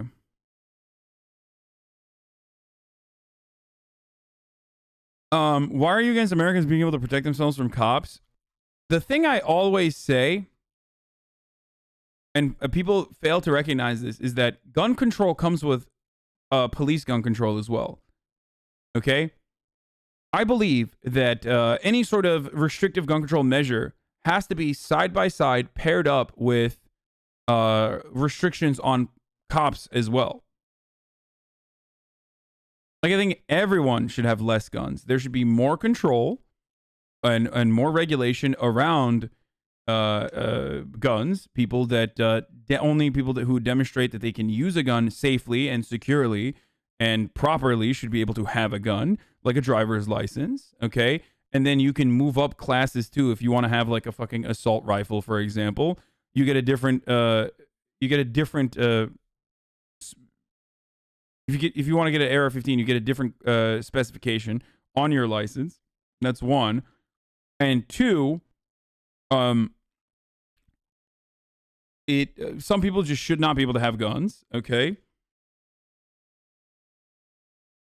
I'm forgetting what I was going to say. What about arming the proletariat? Yeah, I'm not some. I think it's just like really fucking stupid. I find that shit really, really, really dumb. So you're against Biden's executive action if it doesn't include cops? No, I'm not against Biden's executive action if it doesn't include cops, because it's still one part of the fucking equation. And motherfuckers who think like, oh, I need a gun to protect myself against the police force are stupid. Okay? I'm sorry, guys. You don't get to fucking... It doesn't matter. Right now, as it stands, you will never be in a situation where you will be able to shoot a fucking cop in self-defense. Literally, look at the Breonna Taylor case. What the fuck are you talking about? Like, stop fucking jerking off about arming the proletariat so you can fucking defend yourself. Like, you're being insane. They can literally break into your fucking house in the middle of the night, shoot your fucking girlfriend, shoot you, and then you still go to jail unless it's made public that it was a horrific fucking injustice that occurred there. And even then you're vilified. Stop thinking this is Grand Theft Auto role play over here. What's the use of assault rifles? Purely recreational. Assault rifles, specifically, like long barrel assault rifles like AR-15s and the like, are purely recreational. They do not have any hunting purposes. They are not good for fucking self-defense. There are plenty of other guns that you could use for self-defense. The AR-15 and weapons like that are created exclusively because they are low recoil and they have a high... they have a larger magazine that you can use on them, and it's much easier to shoot them. A child or a woman can very easily shoot an AR-15. A person who has never shot a gun can much easily fucking shoot an AR-15. The fire rate's higher too. Low recoil, a good fire rate, and much easier for weaker people to be able to fucking shoot it. Okay, that's what it's designed for. It's literally designed to kill multiple targets at once as easily as possible. Low recoil, easy to use equals bad for self-defense. PepeLa. No, there are other guns that you can use for self-defense, like even a fucking shotgun. Do you want to murder your fucking neighbor because you used an AR-15? That's what I mean. Do you want to fucking murder your wife because you use an AR-15 because it goes through and it fucking it goes to the wall or some shit and kills your wife? You're a fucking idiot. Just use a bazooka, dude. Just use a fucking 50 cal. Women and children could use them too. Low brain take. No, that's literally it. That's how it's sold to a lot of people, is that this is the perfect weapon that you can use because even women and children can use it.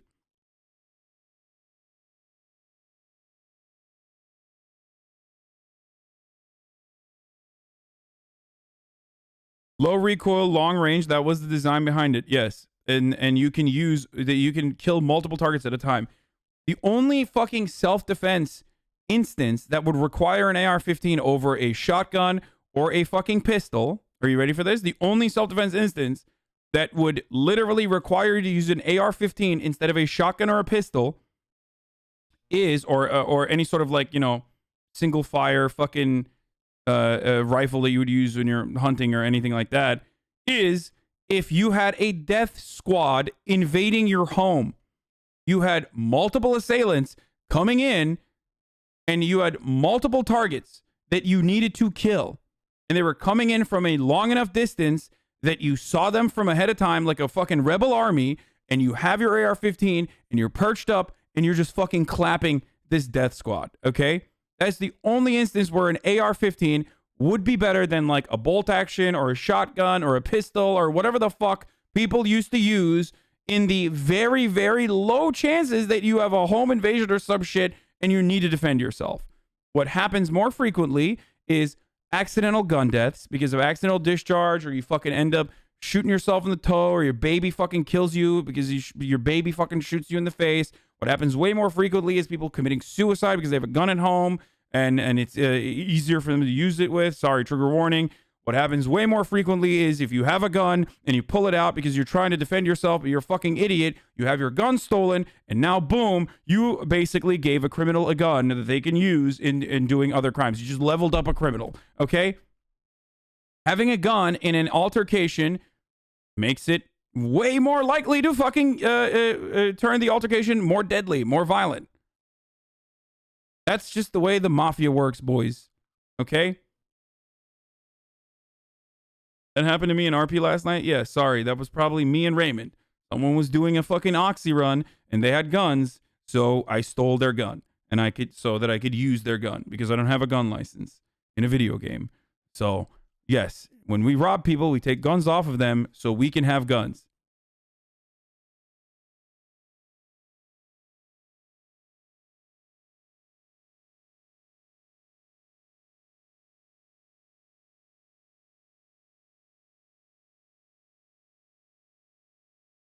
Here's the difference, okay? Unlike most people that present themselves on the left or liberals or whatever, I'm honest with you.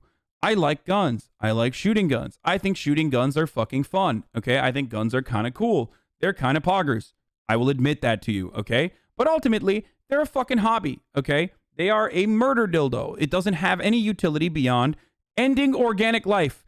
You can't fucking light your cigarette with a gun. You can't fucking ride your gun to work. You can't I don't know, cook your food with a gun. You can't do any of those things. It has zero utility beyond ending organic life, okay? That's all it does.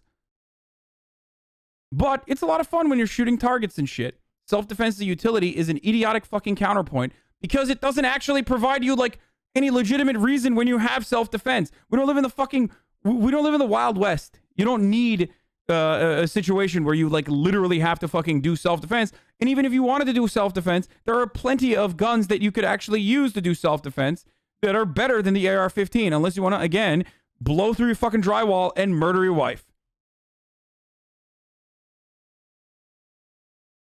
I already went on a long fucking tangent describing why AR-15s are not the best argument or not the best fucking gun for home defense.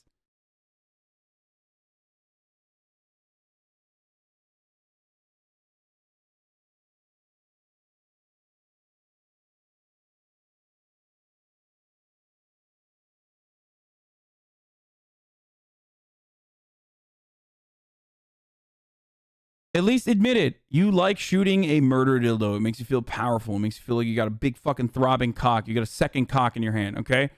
That's what it is. That is all that it is.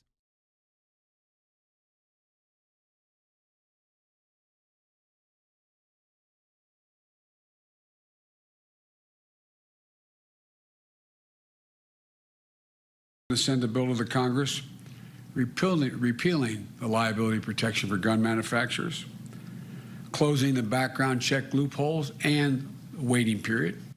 Moderate Democrats like West Virginia's Joe Manchin have signaled they will not support the sweeping reforms his more liberal colleagues want. It is time for Congress to act and stop. On CBS This Morning last month, Vice President Kamala Harris said President Biden is prepared to act, but urged Congress to take... Yeah, not to mention shooting an AR-15 indoors, no ear pro is like flashbanging yourself, but that's the same for most guns, brother. That's like... That shit is loud as fuck regardless, dude. If you don't have any ear protection, no matter what gun you're shooting, it's gonna fucking blow your eardrum out. It's not, but it's gonna be very fucking loud. Up the issue. I served in that body, and I believe that it is possible, it has to be possible, that people agree that these slaughters have to stop. The NRA is slamming President Biden's plans. Literally, really, the only home defense firearms, a shotgun, a handgun, is so dangerous to the wielder in close quarters because it can easily be turned against them. Yup, and they aren't great at distance because accuracy for the average user drops off massively after 30 feet. The only real use of a handgun is for target practice or... Okay, the second part, yeah. Yes, a 9mm shot indoors with no ear protection fucks you up. I know, I've shot all these fucking guns, boys. Unless you have, like, what's the fucking German gun that sharpshooters use in competition? I always fuck it up. Is it a Luger or a Ruger? I don't know if it's with an L or an R. I always fuck it up. Those guns, the Luger is like, those are very precise, but you're not going to be able to fucking kill anyone with it. You're not even going to, you might be able to put a dent in someone, but it's very good. It's a very good gun. Luger more accurate, Ruger for show.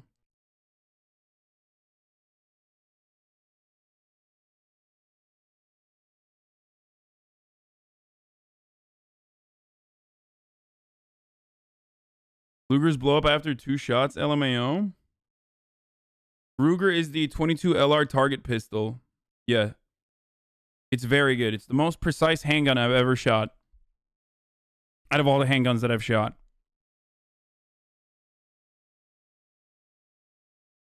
Do you really need accuracy over 30 feet for self-defense? I've always pronounced it as a Ruger, but in America, it's Luger. But I think Luger and Ruger are both German handguns. Lugers aren't made anymore, but Rugers are made in that same style. Okay, that's okay.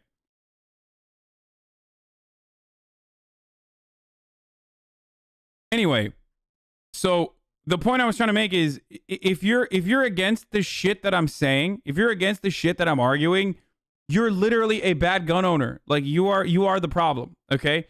Because nothing I'm arguing for is ridiculous. Like having a license and registration, appropriate license and registration for firearms is a necessity. Law-abiding gun owners who constantly fucking talk about like, oh, you shouldn't punish law-abiding gun owners should literally recognize that what I'm saying is for law-abiding gun owners, okay? I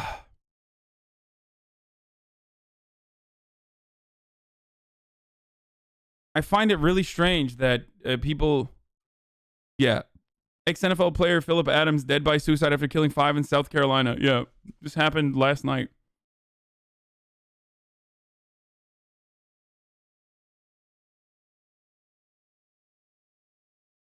I worked at a liquor store. We had 2 guys with guns trained. One guy shot the roof of the deli area for fun. The other disappeared when there was an active shooting in our parking lot. I felt more weary of our guns. Yeah.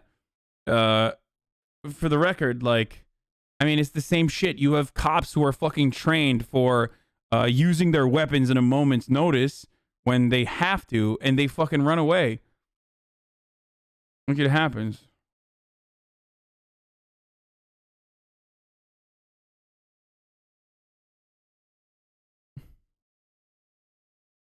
Also, the other thing is, as far as price point goes, guns are just, it's literally the same as a Gucci bag, okay?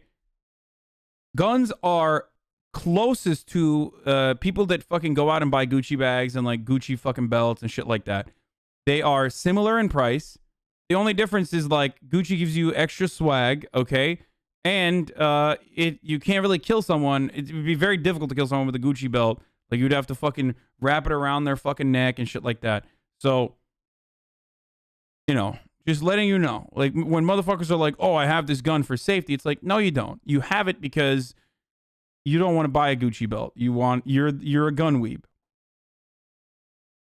You're just a gun weeb. Everything you've suggested is already in place. Oh, okay, then the Biden administration is not actually doing anything. Then maybe you should shut the fuck up about it. It's already in place, so Biden's executive orders are not actually going to do anything, I guess.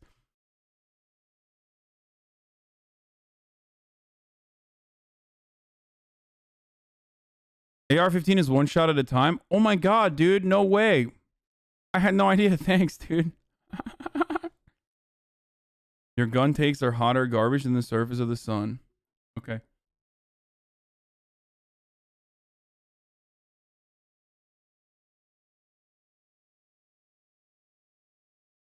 What about the people who simply own one handgun? Like, what would happen to them, you think? If you simply own one handgun, what do you think is going to happen to you exactly? Do you think people are going to come into your fucking house and be like, oh, well, I heard this guy has one handgun? Like, no one is trying to take your fucking family, your family's like bolt action rifle away, okay?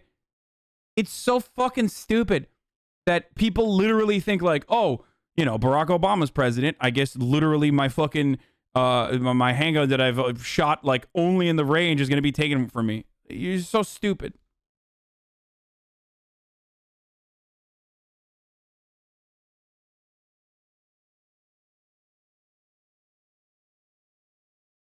Wouldn't someone with one handgun still need to be safe, responsible gun owners? Why the fuck do Yanks, everyone's trying to get them? I don't know. I don't know what the deal is. Can we also talk about how the more expensive guns are probably going to end up in the hands of people with money and not those underprivileged peoples? Yeah, I know. But people constantly fucking make the argument that like more gun laws is going to be disproportionately targeting black people. Well, okay, then fucking abolish all laws then. The criminal justice system is racist. And yes, every fucking law oftentimes is utilized and targeted towards black and brown people, but that doesn't mean that we can't have reasonable legislation or reasonable gun control measures in place.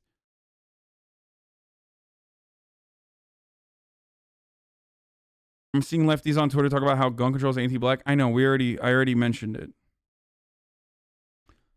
I already mentioned that. I was just addressing that currently.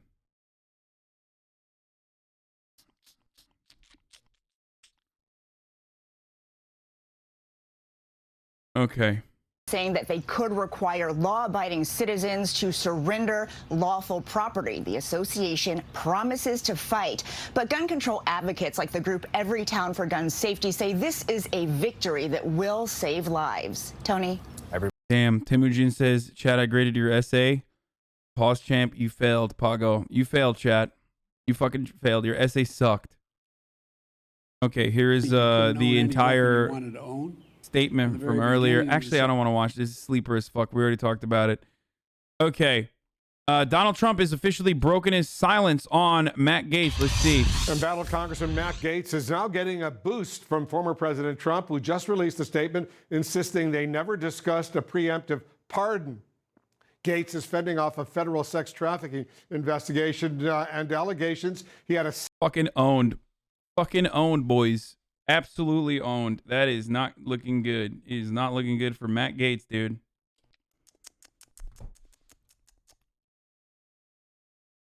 Change your subtitle language? Wait, what the fuck is it right now? It's English CC1. What the fuck you mean?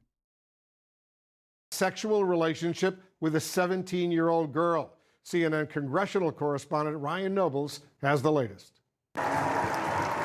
Tonight, embattled Congressman Matt Gaetz in search of support and getting a returned favor from the man he spent years defending and praising. President Trump sometimes raises his voice and a ruckus. He knows that's what it takes to raise an army of patriots who love America and will protect her. You got so fucked, bitch. Oh, that's so funny. Former President Donald Trump weighing in publicly for the first time on the scandal surrounding one of his most loyal allies on Capitol Hill.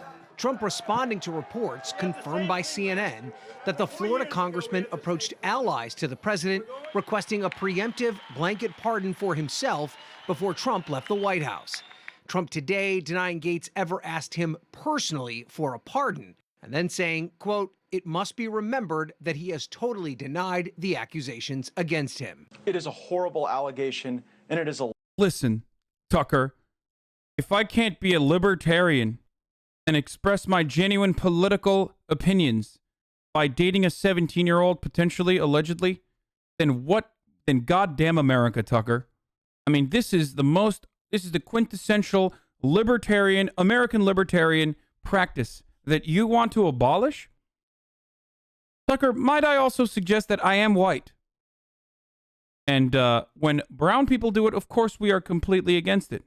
But when a white person such as myself does it, Tucker, you should be rushing to my defense, as you have done in the past. Tucker Carlson's literally done that, by the way. He's literally done that. To like a white pedophile fucking Christian, I forget what the dude's name was. But he straight up defended someone who like was a cult leader back in the day. A lie. Saying, oh, he's just weird. Who was it? Does anyone remember? No, not Roy Moore. No. Roy Moore, of course. But this is worse, even worse than Roy Moore. Who the fuck was it? No. This was a cult leader. It happened a while ago. I covered it. I wrote about it. I don't remember the name now. Fuck. David. No, it wasn't. It wasn't Koresh. Warren Jeffs, I think. Yeah, I think that it was Warren Jeffs. Yes.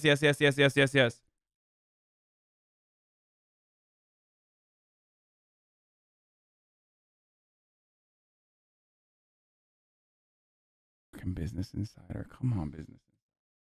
You got no business being inside of me like this. In past segments, Tucker Carlson defended relations between teens, adults, and called out Samantha Bee for saying cunt. Tapes of Fox News, Tucker Carlson degrading women, making blah, blah, blah, blah, blah. Where was it? Warren Jeffs. Yeah. This was polygamous sect leader Warren Jeffs. Tucker Carlson defended him, saying he's just weird. I can't believe they're trying to arrest him for being weird. Something along those lines. Anyway. Matt, how you doing? In his short time in Washington, the Florida congressman has gone out of his way. How did I get past the paywall so easily?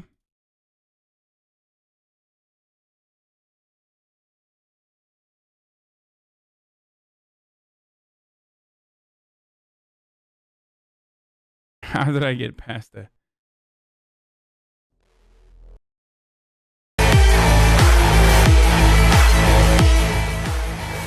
Hold on 1 second.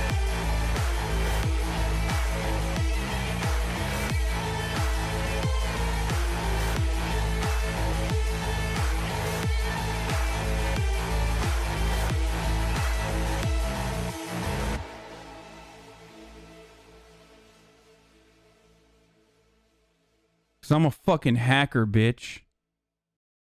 It's called HACKERMANS.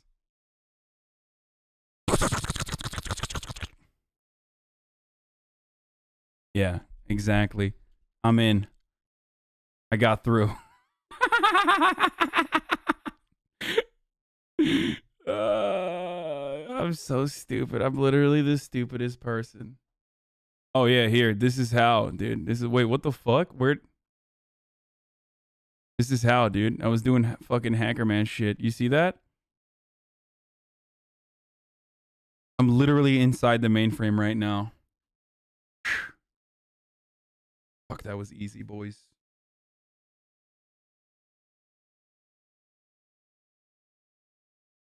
I rerouted the photogenic software back to Cyberframe, and from that point on, it's easy peasy. You know what I mean? I just DDoSed their mainframe, and hacked their API with my XY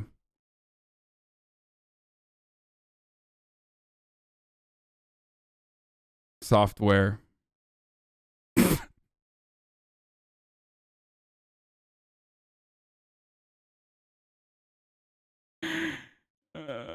You did that with only one person on the keyboard? You really are next level dank HackerMans? Yeah.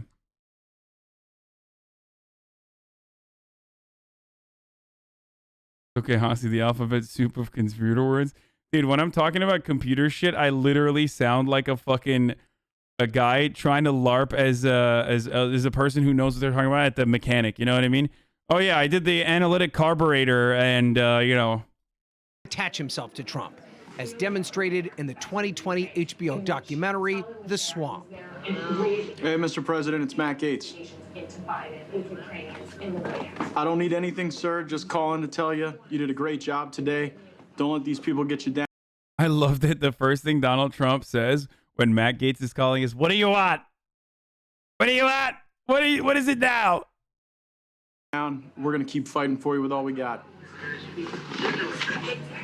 Gaetz defending Trump, even when some Republicans were unwilling. My fellow patriots, don't be shy and don't be sorry. Join me as we proudly represent the pro-Trump America First wing of the conservative movement.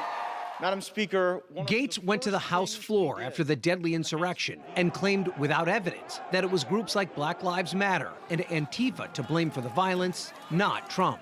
this morning, President Trump explicitly called for demonstrations and protests to be peaceful. He was far more, you can moan and groan, but he was far more explicit about his calls for peace than some of the BLM and left-wing rioters were this summer when we saw. Motherfucker, why are you asking me how I fucking went through the paywall when you can literally look at the video? Like, just look at what I did. I did it in front of your eyes, and I did it very, very slowly. I moved my mouse cursor. Like, just look at the video, and you'll find out. A violent sweep across this nation.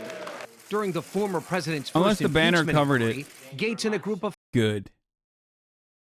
Then, at that point, I think, my friend, you're going to have to do a...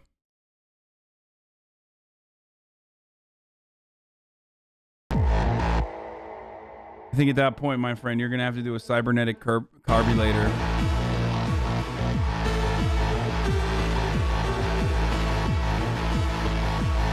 My secrets are my own and no one else's.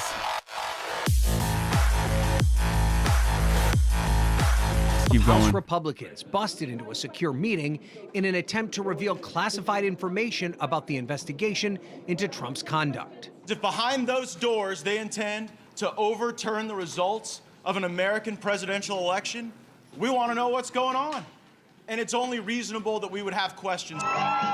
He has also battled his fellow Republicans, those he deems not loyal. This is great because, like, it's a buildup. It's an intense buildup of, like, this is how much Matt Gaetz sucked Donald Trump's asshole, okay? Sucked the juices directly out of his asshole, only to get fucked in the end and left out the dry. Loyal enough to the Trump It's MAGA great. movement. Gaetz traveled to Wyoming to attack fellow GOP Representative Liz Cheney, who voted to impeach the buildup Trump is after the intense. insurrection. You can send a representative who actually represents you, and you can send Liz Cheney home, back home to Washington, D.C. And while former President Trump is offering Gaetz a modicum of support, it is far from enthusiastic. In fact, sources tell CNN that the former president is being advised to stay away from the Gaetz scandal. Meanwhile, the congressman showing no signs of backing away. He has sent out multiple fundraising appeals based on this scandal. And Wolf is expected to reappear in public for the first time on Friday, speaking at a summit that will be held, of course, at Trump National Golf Course in Doral, Florida. Wolf. Ryan Nobles with the latest from Capitol Hill. Thanks very much. Let's get some analysis from our senior legal analyst, Preet Bharara, and our chief political correspondent, Dana Bash. Preet, you think this is something that an innocent person would typically do, typically behave like this? No. And the typical innocent person, and the typical guilty person for that matter, doesn't have a close relationship with the president at the time of the United States of America. And it's an example of the culture that was created in the White House, that if you want a pardon, if you're Roger Stone, if you're Michael Flynn, if you're someone who's close to the president, that maybe you could get away with criminal activity on the federal level at least, and get a get out of jail free card for it because you had a relationship to the president. The fact that Matt Gaetz, according to the New York Times and other sources, was lobbying for this broad, preemptive, sweeping pardon without any particular charges being brought, without any reporting of an investigation even being done, though he might have had some knowledge of it, to me is what the lawyers call consciousness of guilt. You know you've done something wrong. You want to get protection for it. Here's a president who's been handing out pardons right and left. Maybe I should get one too. You know, it's interesting, Dana, because Trump in his statement, he specifically said, Congressman Matt Gaetz has never asked me for a pardon. Very specifically says never asked him. Not that he never asked for a pardon from the White House, from other officials. Carefully chosen words, I suspect. No question. That was very, very intentional. And, just a reminder that for people who didn't read the New York Times story, which broke this, and CNN's subsequent reporting on this very issue, there was no reporting specifically that said the ask went directly to the president. It wasn't clear. So thank you to the former president for clearing that up. but leaving a very, very gaping hole in the notion of Gaetz actually asking. I can't wait. Okay, let's hear the gotchis. Oh, I knew it. I knew it was coming. As soon as she said gaping hole, dude. People in and around the former president. It was definitely confirmation by omission from the I was way that drinking I'm cold looking brew, at it. yes. Yeah, the way that statement was written. You know, Preet, the New York Times also reports that some Trump associates have theorized that Gaetz's decision to seek pardons for multiple people may have been a way to disguise his own potential legal exposure. What do you make of that? It's a weird strategy, it seems to me. On the one hand, if it turns out, excuse me, if it turns out that he was trying to get coverage for criminal conduct that he was liable for because of this investigation and the indictment of his associate, Joel Greenberg in Florida, yeah, sure. You bring in some other congressman and you say, you know, there's a group of us who have been sort of had witch hunts launched against them vaguely by the public and might be by future Democratic administration. So give us all a pardon. On the other hand, it also made it more remote, the likelihood that even that White House, even the Trump White House, which was pretty generous with pardons, was going to willy-nilly just sort of pick a group of sitting United States congressmen and give them preemptive blanket pardons without specifics. So, you know, I get it, I guess, on one level. On another level, I really, really don't get it. You know, it's interesting, Dana, because Trump may have released this very short I gotta pee again. two-sentence Hold on. little statement on paper. There's some updates coming in, too, as well. There's a live from the courthouse. Joel Greenberg, an associate of Representative Matt Gaetz, is expected to take a plea in a criminal case, likely requiring half to share what he knows about Gaetz. And also, on top of that, the Gaetz office just offered names of women who have signed on to the statement, the women of Matt Gaetz, basically declaring his innocence. Hold on, I gotta but his pee. Republican colleagues in Congress are essentially silent right now. What does that say to you? The sound of that silence is quite deafening because there is virtually, with notable exceptions, Jim Jordan, who is also a staunch defender for no matter what, will go to the nth degree to support President Trump, and Marjorie Taylor Greene. For the most part, there has been crickets, except for Kevin McCarthy, the Republican leader, who said that they were going to have a conversation. We don't know if that conversation has ever taken place, and also said that if Matt Gaetz is indicted, if there are actual charges brought against him, then he would have to be removed from the Judiciary Committee on which he sits. The one thing I will remind you, Wolf, is that Congress has been on recess since this whole thing exploded.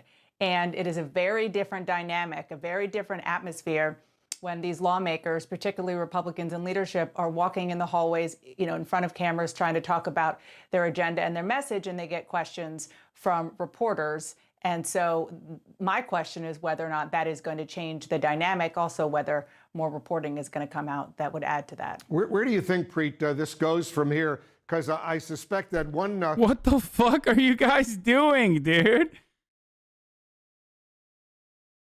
Why are you... Stop sucking dicks, chat. What the fuck? Potential nightmare scenario for Gaetz is if his associate, who's already been charged, flips, cooperates, tries to get some sort of plea agreement, pleads guilty in hopes of getting a reduced sentence, decides to speak out against his friend, Congressman Gaetz. Yeah, so there's a lot of speculation about that, and I think it's reasonable speculation. You have a person who has a number of charges that keep getting added to his indictment. He's facing a very substantial prison term if he's convicted at trial or he pleads guilty.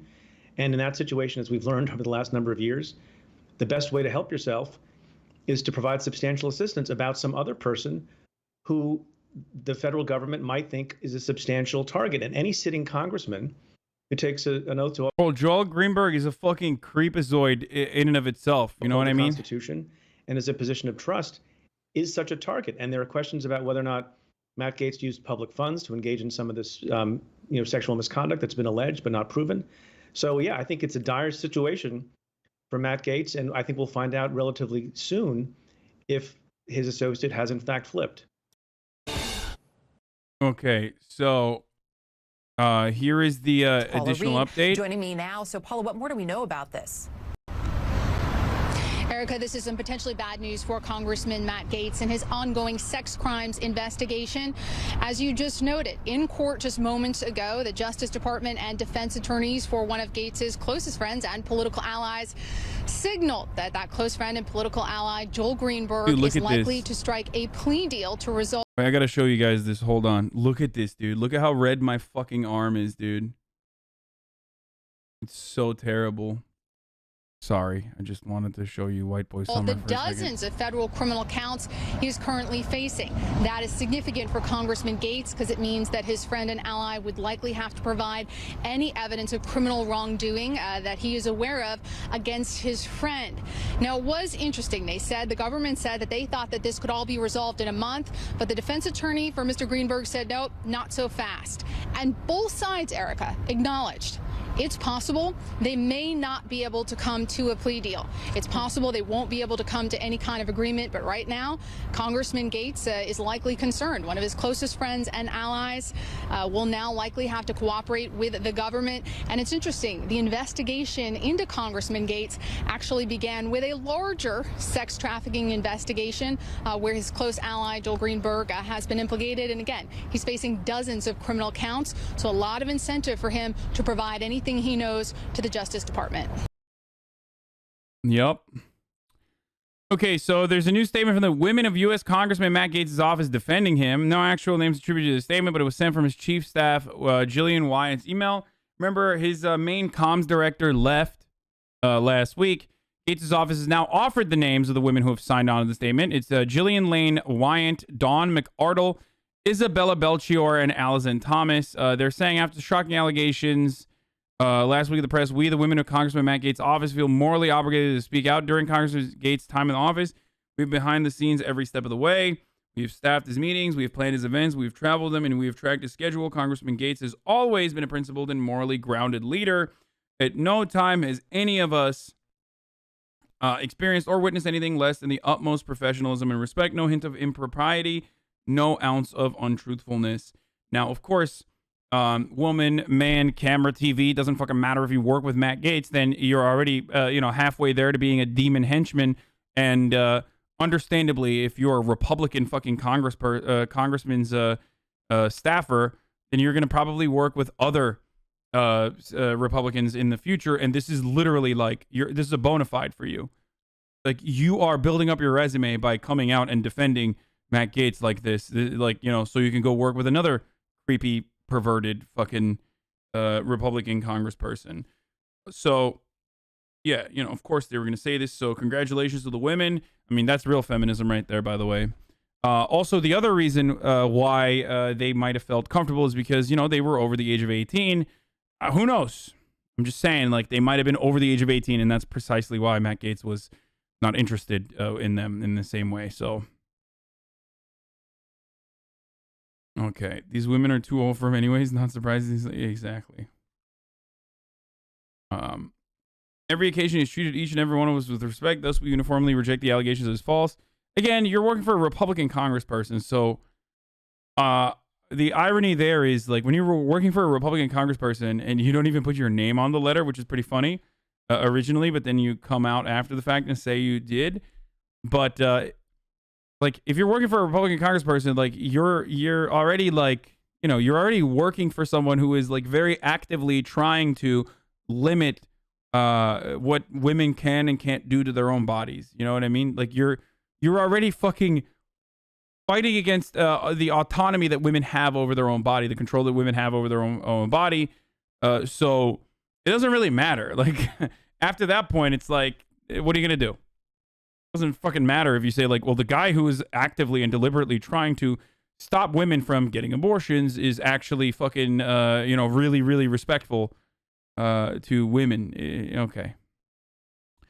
Tucker Carlson clashed with the Arkansas governor over the youth gender reassignment bill. Not interested in that. There was fucking tensions rising in Belfast as the Belfast bus hijacked and petrol bombed as tensions rise in Northern Ireland. I'm a little worried about showing some of this video footage. They were running amok on Shankill Road in Belfast. These teenagers petrol bombing a bus with the driver still on board. Northern Ireland's First Minister. Holy shit, dude. Okay, I'll show you that. Hold on. They were No one running died, amok on I Shankill think, Road so. in Belfast. These teenagers petrol bombing a bus with the driver still on board. Northern Ireland's First Minister condemned it as attempted murder. The Prime Minister said he was deeply concerned by the violence. But this community's given up on politics and policing. Sinister elements are exploiting the youth, and police are under attack. This is not the fault of the front line These are loyalists, not Republicans. police officer. This is a failure of politics, and I believe there are questions to be asked at the most senior level in policing about their ability to lead in a consistent manner. You know, and the only thing that should govern policing is the rule of law. So why the fuck are the loyalists doing this shit?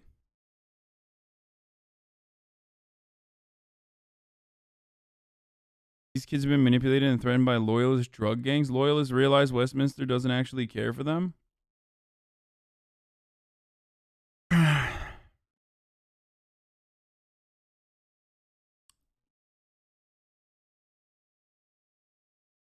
Because of the soft border between Ireland and the UK. Tension's been simmering for months over the Brexit protocol. But a decision not to prosecute anyone for breaches of COVID regulations at an IRA funeral was the tipping point. In the loyalist heartlands, they're losing faith in the peace process. Stacey Graham, a community activist, says nothing ever seems to change. This community has been left behind. We still have high levels of multiple deprivation. We're still living in poverty. Educational underachievement is a massive issue. We have really poor mental health. And people just feel really left behind and disconnected from mainstream. Wait, so the argument, so it's like if fucking conservatives were mad that like there was a funeral that happened, like a Democratic funeral where people were able to attend, and they decided to like literally firebomb shit as a consequence of like Chuds got mad, not because they wanted to reopen, but literally because they fucking were upset that someone else was able to put together a gathering. The loyalists did the same thing? No, that's what I'm talking about. That's Mainstream politics.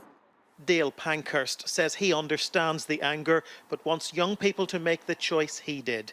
Politics, not violence. People are hugely frustrated. They're sick, sore and tired of this.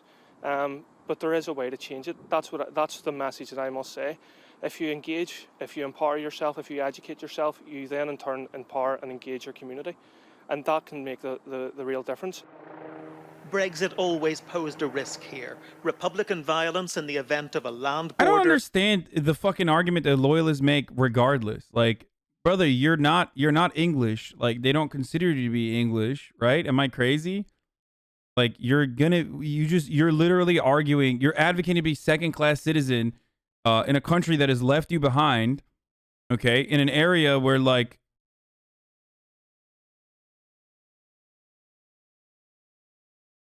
oh, this is to British, never mind. They think they're British? Isn't it mostly a religious thing? Literally just mauling Protestants who want to get stepped on. I know that they consider themselves British. I understand that, but... And some of them literally fucking immigrated there, but like, it doesn't matter. Brexit now happened. It's just like,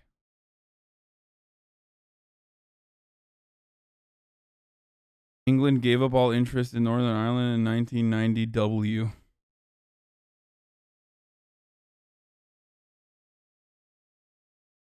One year I visited my mom and came back with a Northern Irish GBP. Their stores wouldn't take them in Britain and gave no reason. Not English, British, but now we really are totally leaving them to be a second-class British. Loyalists would be second class if there was a united Ireland?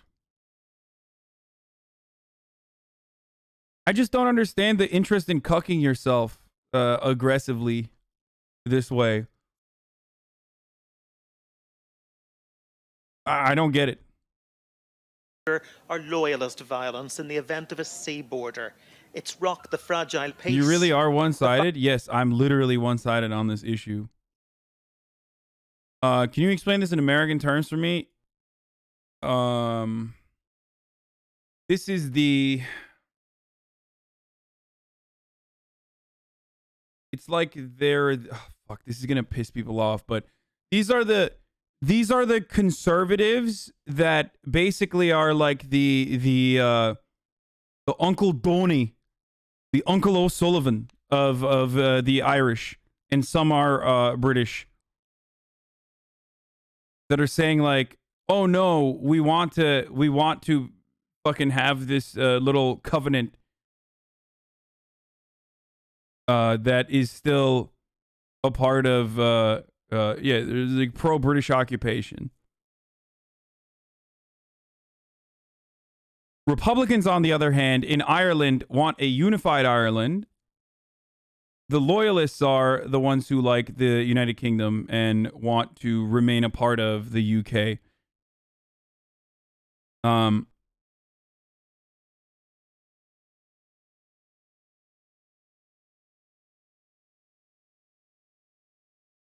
fact that society here is still divided by walls like this one points to a failure of politics. For all the hope of the Good Friday Agreement, there has been precious little reconciliation. And for as long as one side is deemed to be winning and the other losing, there will always be potential for civil unrest. It's against this backdrop, scenes reminiscent of the past, that Stormont leaders... Loyalists were happy to have nationalist Catholics as second-class citizens for the first almost 80 years of Northern Ireland's existence. Now they feel oppressed because they don't have sole control over the state anymore. I can't describe it in no pixel RP.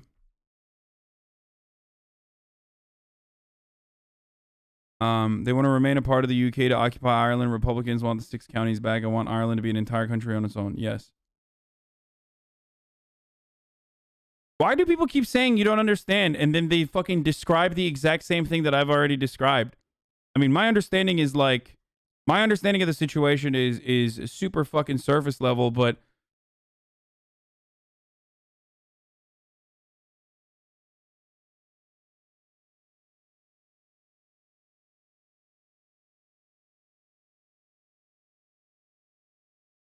leaders are under pressure to demonstrate a political alternative.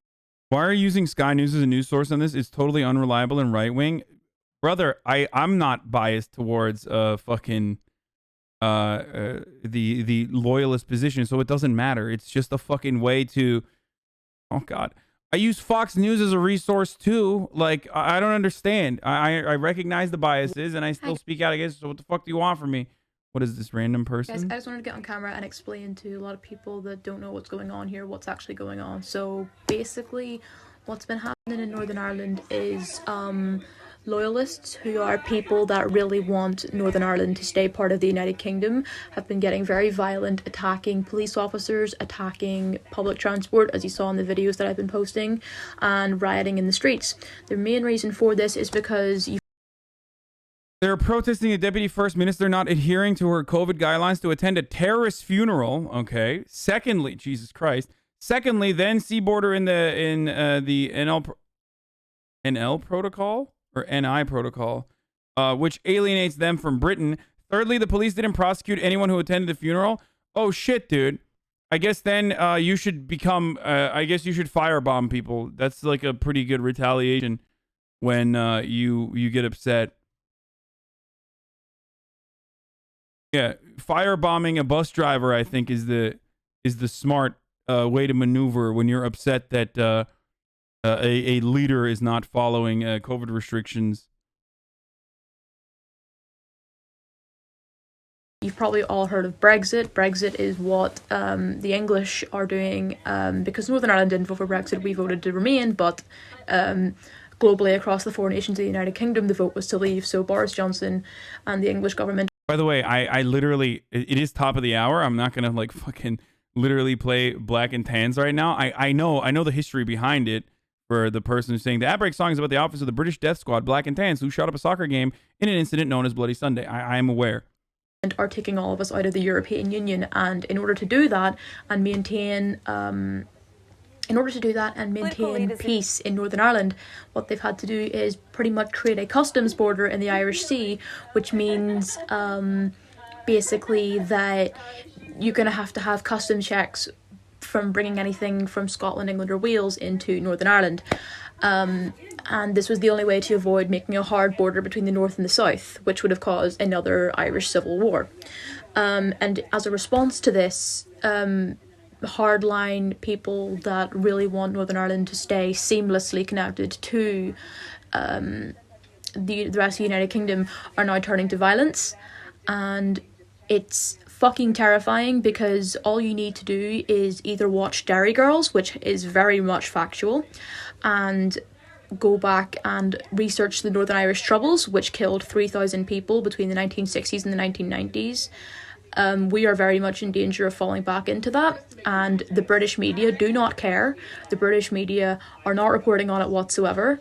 They're reporting things about tabloids and celebrity news instead.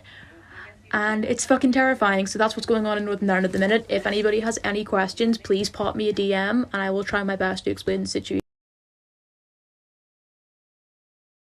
Why would it cause a civil war? Why are they so certain of this? I don't know, because it already did not that long ago either. I mean, that's why people are fucking upset about it. It literally happened very recently, as she also described.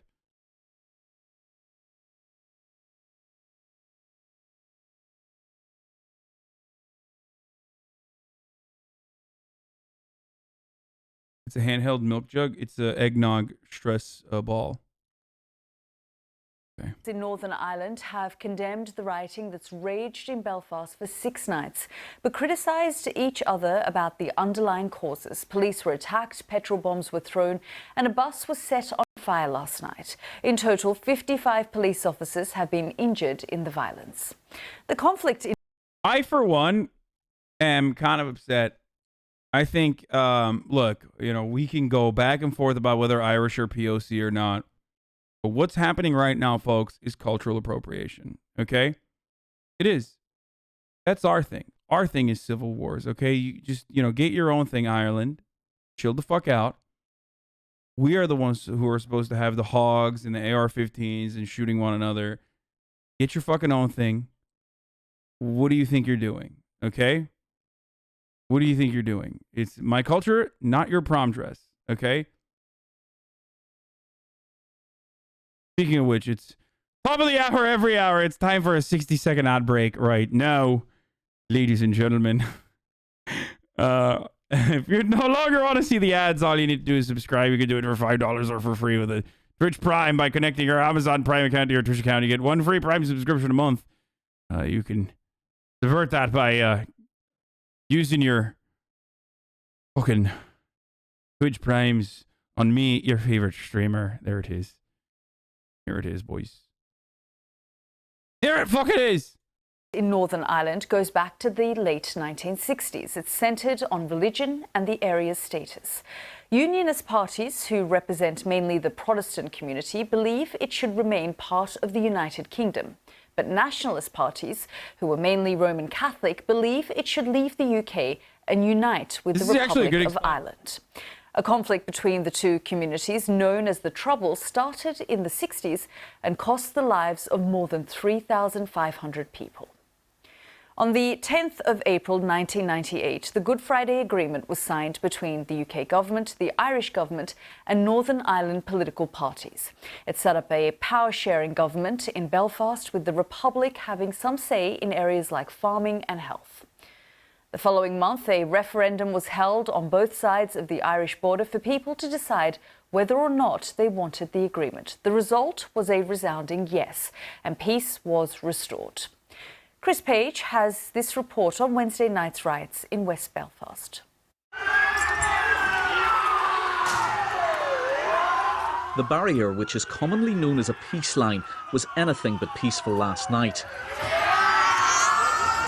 The wall was built many years ago to try to stop clashes between politically divided communities in West Belfast. But there was trouble on both sides as crowds threw petrol bombs, fireworks and bricks. The violence began on the loyalist Shankill Road, where protesters had gathered. A bus was hijacked and set on fire. There were no passengers on board, but the driver was said to be very shaken. Then, across the Peace Wall in the Springfield Road area, Republican youths rioted. Community representatives tried to calm the situation. It's sad to see this. We're trying to appeal to these young people that this isn't the answer. They shouldn't be engaging in violence, sectarian violence. It's only a matter of time, I feel, before someone gets seriously hurt. People in Northern Ireland had hoped that scenes of destruction like this Roadmen belonged rioting well in the past. But today, as the debris and damage from last night has cleaned up, the question is, does the violence of the last week have the potential to escalate? My appeal to those that wish to organise. Guys, Irish Republican is the opposite of American Republican, okay? Don't get triggered by the word Republican. Irish Republicans are the opposite of United States Republicans. The literal opposite. Disorder is not to do it. It will be the subject of investigation, and it serves no purpose. Nobody wants to see the scenes that we have seen. The Irish Republicans aren't even like fucking American libs. Like, they're literally fucking OP. Like, they're leftists, okay? Some of them are Marxist-Leninists. -1 fail RP, dude. Why are they... What? Last night, we now have a new generation of children and young people who have been exposed to things that they won't have seen previously. Understanding Order 11, I have summoned the Assembly to meet today. Police briefed ministers in the devolved government this morning, and the Stormont Assembly returned early from its Easter break to discuss the issues. There can be no place in our society for violence or the threat of violence, and it must stop. Just as it was wrong in the past and was never justified, so it is wrong now and cannot be justified. As political leaders, we must stand united in appealing to all concerned to refrain from further threats or use of... In Turkey, for example, the Republican Party is also the Social Democratic Party. The Republican Party in Turkey is also the Social Democratic Party, like the left adjacent or liberal party for the most part. ...of violence, and recognise that it's only through democratic politics that we can solve our problems and concerns. Both Boris Johnson and the Irish Prime Minister Micheál Martin have condemned the violence. It's been the most sustained period of unrest on the streets in Northern Ireland for some time. Only small areas have been affected so far, but many people in this part of the UK are feeling a new and yet familiar sense of concern. Chris Page, BBC News, Belfast. Well, earlier I spoke to Jonathan Powell, former British chief negotiator on Northern Ireland at the time of the Good Friday Agreement. Here's what he had to say about the violence. Well, not all the riots have been simmering for some time. The riots are engaged in by criminal elements who are using very young children as young as 12 and 13. But the underlying political problems really date back to Brexit. The problem was Brexit was always going to hurt one community's rights. If we leave the EU, there had to be a border somewhere. It could be on the island of Ireland, which would hurt nationalists and Republicans, or in the Irish Sea, which would hurt unionists. And that's led to unionists getting angry, particularly because the implementation of it has led to real problems in terms of supermarkets and supplies coming in. So it's coming from that, and then it's coming from the DUP, the Unionist Party, who called on the head of the police to resign after he allowed a Republican funeral to go ahead despite the COVID rules. So you've got this simmering tension, and it's very sad to see this kind of violence on the street again. I mean, this is obviously a very complex situation, and you know all about the troubles all too well. I mean, are we seeing a situation where we're rolling back to the past? No, I don't think this will. Yeah, the worst part... Okay, so the worst part about this entire situation, which everyone fucking saw was going to inevitably happen as a consequence of Brexit, is that, like fucking... Okay, maybe not half, but a solid chunk of the people that fucking voted for this to happen, literally, are dead now. Because they were, like, 95 years old. So, good luck to the UK, good luck to everyone in Ireland, but, like, motherfuckers in England were like, oh yeah, bro, Brexit means Brexit, bro, Boris, bro, we're gonna fucking do Brexit, bro, Nigel Farage. And then they fucking fucked off and died, okay? And now they're just like left with this situation where there is a border between there's a border between them, a barrier between them and the fucking country that they so desperately want to remain a part of. Great, good stuff. will take us back into the Troubles, but I do think that politicians are playing with matches. This is the time of year in Northern Ireland when, as the evenings grow longer, you can get into sustained rioting. We often have in the past. And now you have the two communities attacking each other again, which happened last night. This could take off in a very ugly way. I really do think it's incumbent on the political leaders in Northern Ireland to come together and to actually do the right thing to stop this. They can do that. The person who said Northern Ireland voted to leave, by the way, is wrong. Like, you're literally completely wrong. Even motherfuckers in Northern Ireland voted to remain. 56% of Northern Ireland voted to remain in the referendum. So, like, so I don't know what the fuck you're talking about. That was a troll.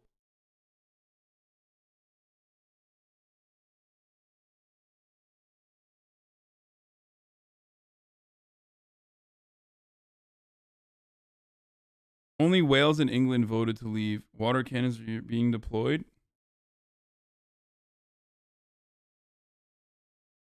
Biden will unite Ireland. We voted to remain, lost the majority. Yeah, well, you lost because of. I mean, I mean, here it is. Am I like misunderstanding this here? Ladies and gentlemen, if I could have your attention, please. As counting officer for the Northern Ireland voting area, at the referendum held on the 23rd of June 2016 under the European Union Referendum Act 2015, and having been authorised to do so by the Chief Counting Officer, I hereby... A little weird to hear IRA called leftist given Northern Ireland is religiously conservative. Motherfucker, it's Ireland. A lot of it is religiously conservative. They're fucking either Catholics or Protestants. Both of them have religious conservatism. Bro, they literally just fucking recently allowed abortion to happen. Like 2 years ago. Yeah. You can be a fucking religious Marxist, okay?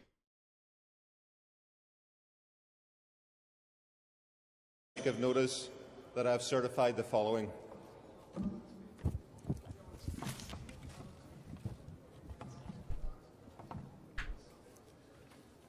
The total number of ballot papers counted was 790,523.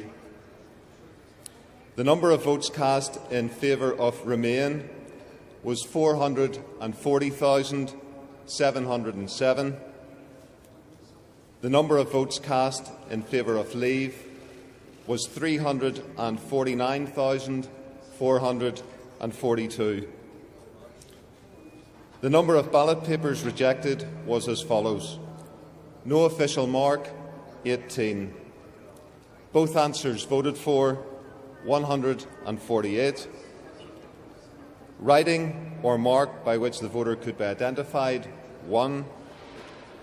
Unmarked or void for uncertainty, 207. And the total number of ballot papers rejected was 374. Thank you. As they're united. It's also time for the British government to get involved along with the Irish government and use their good offices to start dialogue rather than allowing this violence to take place. Boris Johnson's taken a week before he's even commented on it. The Irish Prime Minister has been anxious to take action. I hope the British government will take their responsibilities seriously. I suppose the focus has been on the pandemic, but Brother, I disagree with Chapo's take on fucking Brexit anyway. I don't know if why you think like sending me a fucking link from Chapo Trap House on Brexit is going to compel me to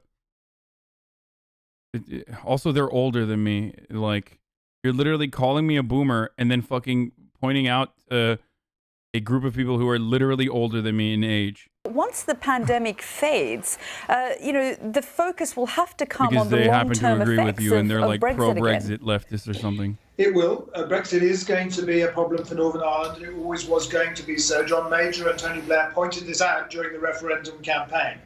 We now have the Northern Ireland Protocol, that we have the border in the Irish Sea, and it's going to have to be made to work. And I think it's very important the British government engages responsibly with the EU and making that work, and that the EU is flexible in the way that it makes some of these regulations work.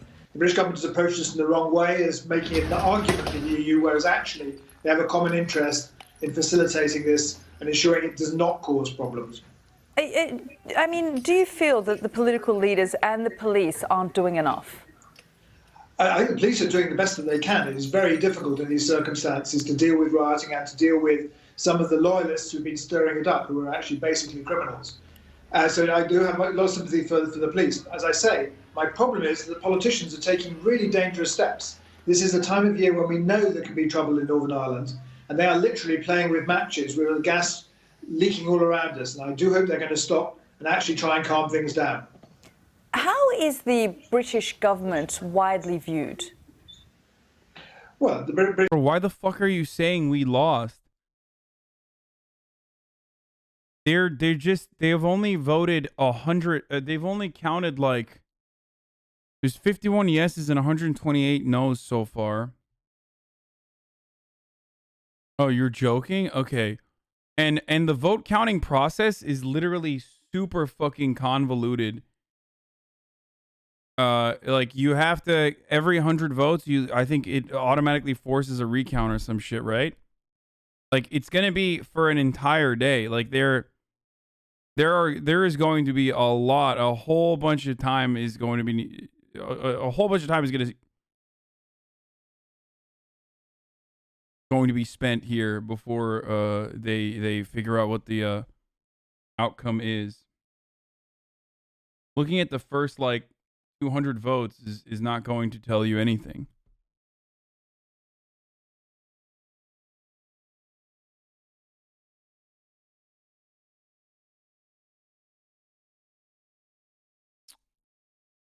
What's the reason for voting anti-union? You're cucked. You're super cucked. The British government is supported by one half of the community, by the unionist community who want to remain in the United Kingdom, and disliked by the other half. But the problem with Brexit was a majority of people in Northern Ireland voted to remain in the EU, a large majority.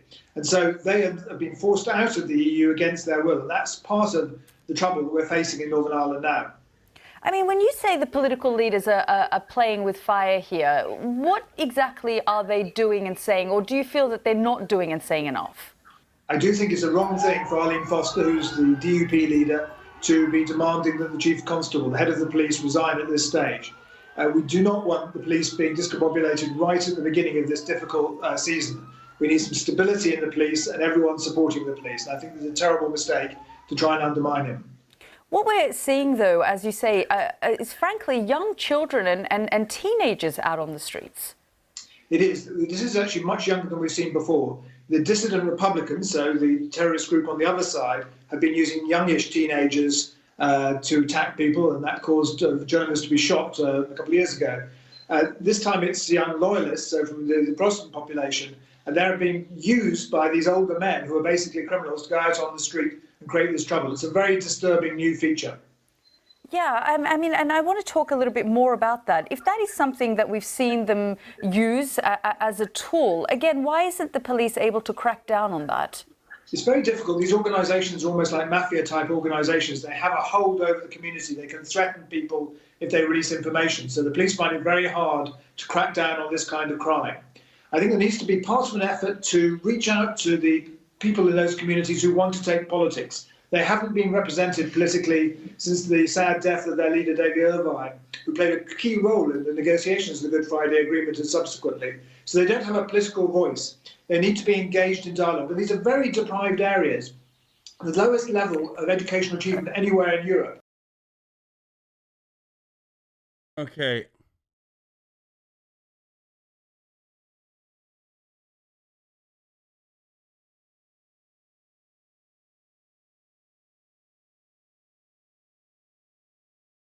Great to see a totally ignorant Yank trying to comment on the issues on my island. Stick to your own realm, cuck.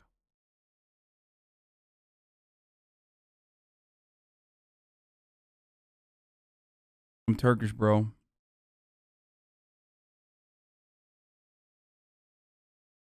Brexit vote by age, 18-24, 73% said remain, 27 leave.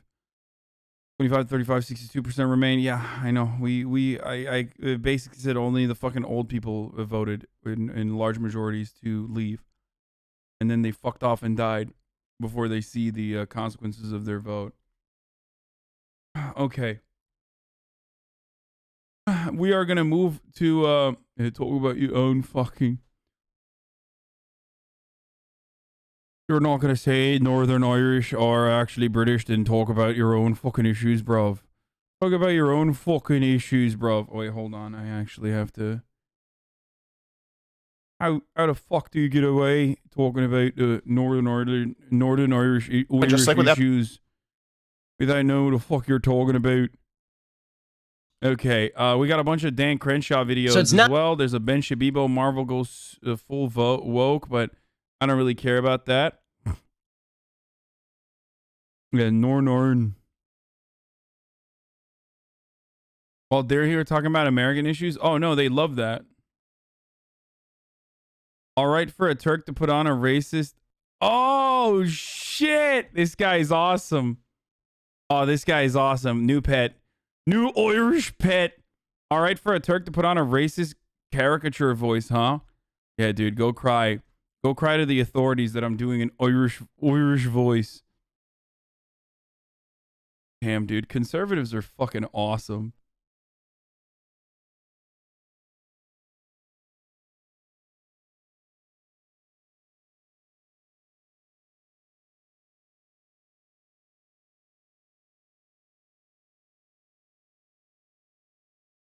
Wait, this person's not conservative. Jacksepticeye hates you? What?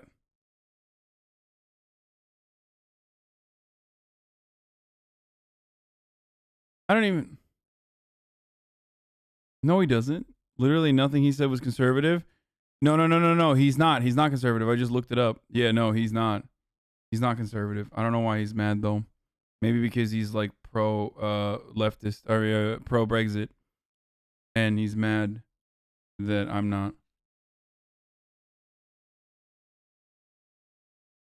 No, the reason why I suspected he was conservative is because he said, all right for a Turk to put on a racist caricature voice. Huh. Which is like conservative victimhood. As an Irish person, that shit drives me insane. The pandering to us by Americans in the UK and using us as the IRA.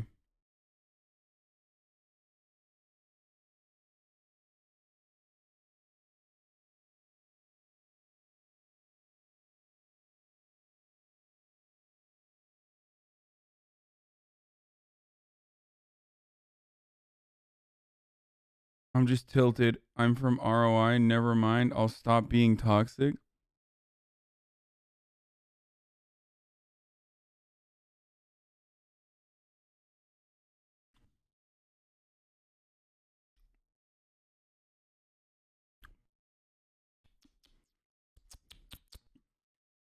All right. Whatever. Let's keep going. Let's keep going. All right. What does Dan Crenshaw think about vaccine passports? The Joe Rogan experience. Why do you hate the Irish? I love the Irish. Get the fuck out of here. Okay. We're finally watching Daniel Crenshaw. Oh, before we get to that, sorry. There's breaking news from More Perfect Union. These guys are great. More Perfect Union has obtained emails showing that Amazon privately pressured USPS to install an illegal ballot drop box during the union election in Bessemer, Alabama. The emails directly contradict public statements by USPS about the box's origins. Eric and Michael, we have not heard anything back on the install of this collection box. Amazon is reaching out again to me today about the status as they want to move quickly on this. The emails were obtained through a FOIA request by the RWDSU. Many of the exchanges have been almost entirely redacted and any mentions of Amazon officials have been removed. But here are some key findings that we've been able to glean from the FOIA. First, we learned that beginning January 8th, 1 month before the union vote begins, Amazon repeatedly calls USPS's strategic account manager to say they want to install their own box.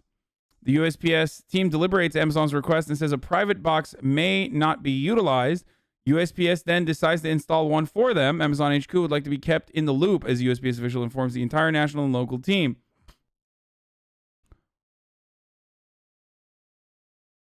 We don't know for sure, but in a series of redacted emails, it appears that over the next week, Amazon and USPS haggle over the acquisition of a box and what kind of box can be installed and how quickly it can be done.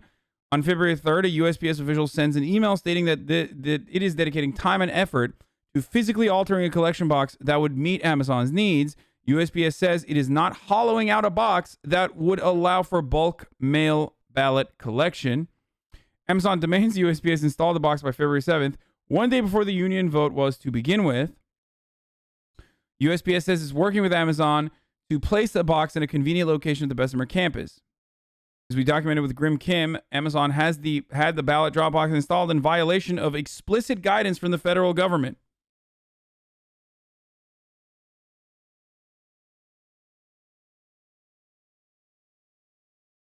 The box is installed the evening of February 9th, late at night, under the cover of darkness. a lot of lies throughout this process. They want to collect they want to collect the fucking, why did you say stream title? What the fuck? Why is it PepeLa? Why did you change it? I don't know who did that, but don't do that.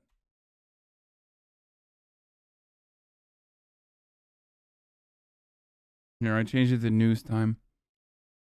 On the second night after ballots went out in the mail, we started getting calls from workers that said, like, oh my God, they put this box up here and they're telling everybody to put their ballots in it and we're scared. We don't want to put our ballots in there. Like, who has the keys to the box? Does Amazon have them? That went up middle of the night, the second night. Amazon immediately sent out a text message that said, look, the Postal Service installed this box. We don't have keys. We've reached out to the postmaster in Bessemer. We haven't. I'm going to change it. I'm going to change it again. Whoever changed it probably changed it because they thought I was doing the Dan Crenshaw. Heard back. We've got it's fine. I changed it. Request out there, and we haven't heard back. We've put a lot of pressure on different areas trying to figure out, look, number one, did you even install this box? Or is this Amazon's cluster box? Does the Postal Service own it or not? And then who has the keys? Who actually has access to it? Because everything we're reading is showing that the Postal Service doesn't install these boxes. Even in an apartment complex, the tenant has one and the mailman and the rent office. Who knows who has the key to that box? More Perfect Union is really good at making these sorts of videos, by the way. Good shit. See this box?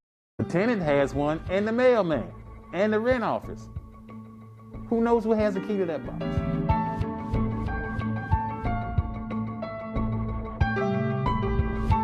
An Amazon worker asked the NLRB was legal. Someone had mentioned it, but that Amazon was not given permission to do it.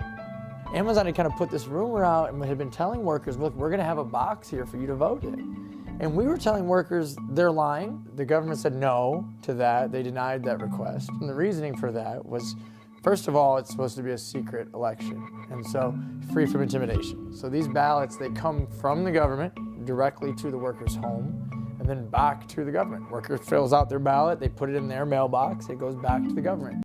Yeah, there's no middleman in the circumstance, and the middleman certainly cannot be literally fucking Amazon.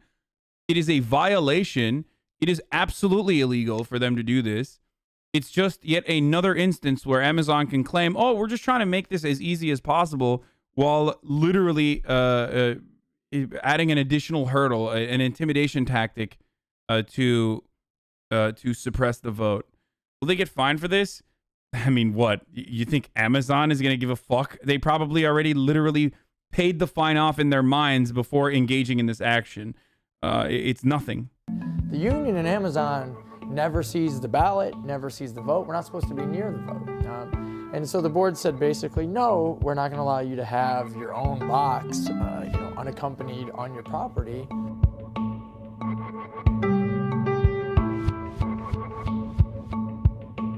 There's a lot of fears, a lot of anxiety around it. For workers, it's twofold. It's number one, if I'm a pro-union supporter and I'm putting my ballot in this box, is Amazon going to know that? Are they going to track it?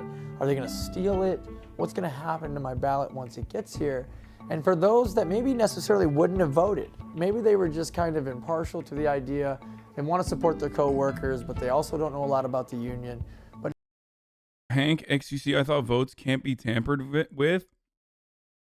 Brother, there's a difference between the government setting up fucking ballot boxes for the election, okay, that are still picked up by fucking government employees or local administrators, versus literally fucking Amazon tampering with an election that they want to tamper with and have tried to. Yo, this is going just like our election at Nissan.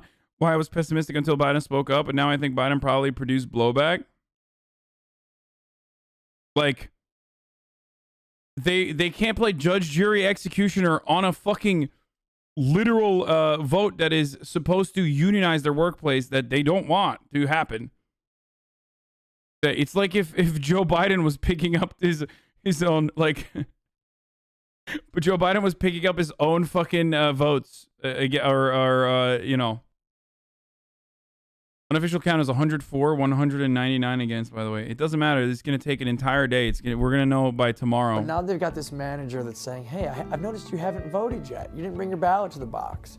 You should bring it tomorrow. Bring it and put it in the box. Common sense will tell you that, like, Amazon shouldn't have access to the voting box. I mean, where ballots are being held.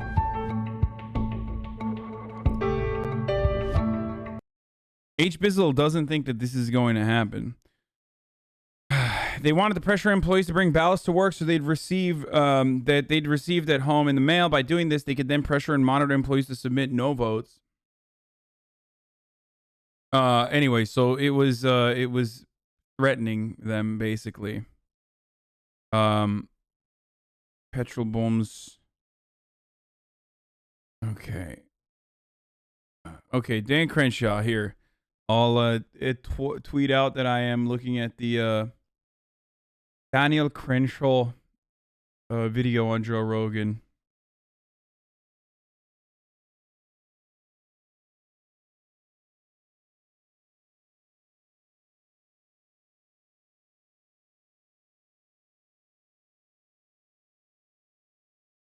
Daniel Crenshaw went on Rogan again. Oh no, no, no. Twitch.tv/HasanAbi. I'm not gonna have a heated gamer moment. It doesn't matter, but here. Well, there's a suspicion. Like people He's have talking about vaccine passports. Like, there's a lot of people that don't want to get. But and again, I yeah, I think passports in general is fascism too. Yeah. Yeah, I'm a libertarian, and I think that anything that documents movement is fascism. Like they're doing fascism in South Korea when they do contact tracing. It's literally fascism. They did it. They did fascism in Australia and New Zealand when they were doing contact tracing. Like these are all fucking fascist things that happen. It's great. Yeah, real, not even fucking vaccine passports. I think real just any kind of passport is fascism. Yeah, driver's licenses, fascism. Duh. I always distinguish between liberals and progressives on this one. Okay, I think there is there should be an alliance between real liberals and conservatives in the future, and that's like what Hitler did was wrong only because he wanted to do vaccine passports. That's how it works. Like all the other stuff, the nationalism stuff is whatever. Don't worry about that shit. He very famously was criticized for wanting to implement, contact tracing measures and also vaccine passports. Problems. I talk to Brett Weinstein all the time. Weinstein. If you talk to him all the time, you know his fucking last name. Oh, Jesus. Well, that may be Harvey Weinstein. Brett Weinstein. All right. Anyway, I think nice straw man, dick brain. Yes, a straw man is when you literally fucking recount exactly the idiotic argument that your side just said. A straw man is when you're upset that your argument on your side is so fucking stupid that it must be someone just grossly depicting it or making it seem a lot dumber than it actually is. Anyway, he's like, I'm a hardcore liberal. He's like, my favorite thing, hold on, last thing I'm gonna say. My favorite thing is when someone literally says something is a straw man when it's not a straw man, because you're basically admitting that the argument is so fucking dumb that it must be a straw man. Like, great. Like, I'm a radical liberal. You know, I always kind of question, like, what do Yeah, you no, conservatives totally were on board with, you know, helping people in need. Totally. mean by that in Greek as being nowhere? Dude, this guy's my favorite, dude. How can I hate Daniel Crenshaw? He is literally the absolute fucking moron's idea of like an intellectual person. Like, Webster's dictionary defines utopia as anything I do like. Webster's dictionary defines fascism as anything I don't. Therefore, like, he's literally doing the fucking I have no other thing to talk about, so I'm going to write out my high school essay and pad it out with like dumbass fucking takes. It's great. It's great. He is like a child in high school who procrastinated until the last moment, and he's just padding his fucking essay right now. Liberal when you're really a conservative. Like, cause even fucking, yo, even my main ape here is totally on the ball here. Like, he is literally right. Joe Rogan is 100% true here. He gets it. And he knows plenty of these classical liberals, right? Like fucking Dave Rubin, like, great example of this. Yeah, he's 100% correct. Because there's a lot of people that use that. They get rich. You would not. Joe Rogan talking about like grifting or populism is always going to be hilarious because he's literally like,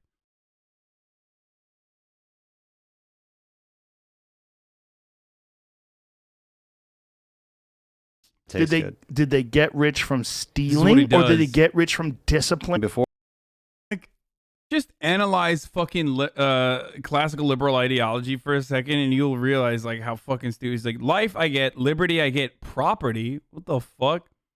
Like, what? How is that the third most important thing, dude? I'm sorry. I find it so weird. It's like life, liberty, and then fucking property out of nowhere. You're like, what? Like, why isn't it, I don't know, happiness? Even if you want to think about it from like a purely theoretical standpoint.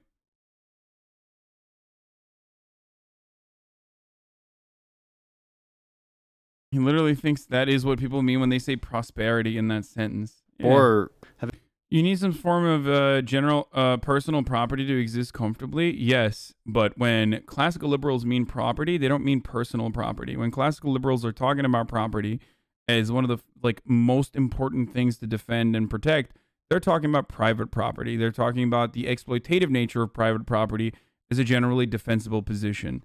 Like, they're talking about fucking enclosures and the importance of defending natural resources from others who would require it to live and survive. I say, and maybe I'm too idealistic, but I think personal property is, of course, a necessity for survival. I don't have a problem with that at all. But I say that, for example, resources such as water, or resources that we all should be able to utilize, resources that are necessary for survival, like shelter even, should be, at the very least, provided by the government for those who need it and can't achieve it and can't get it. Otherwise, what's the fucking point of living in a society? What's the point of living in a collective? What's the point of living in fucking cities? Like, it makes no sense. He literally explains why leftists hate conservatives and says this is what the left is saying. Yeah.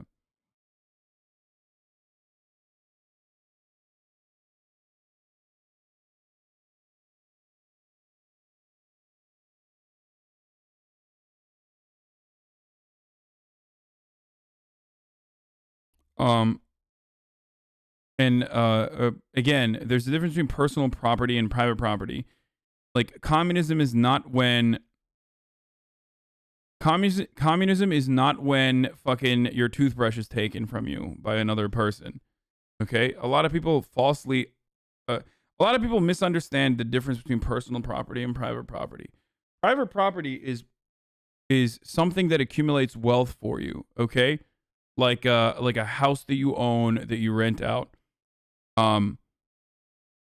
Whereas personal property is a house that you own that no one can fucking enter. It's your house. It's just that you're using it. You're not like making money off of the existence of that capital. You're not accumulating capital by just having it be under your ownership.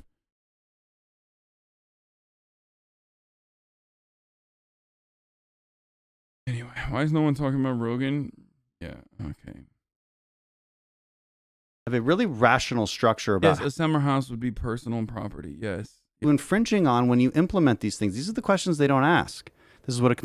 Yeah, people are never thinking about whose rights are being infringed upon when implementing policy.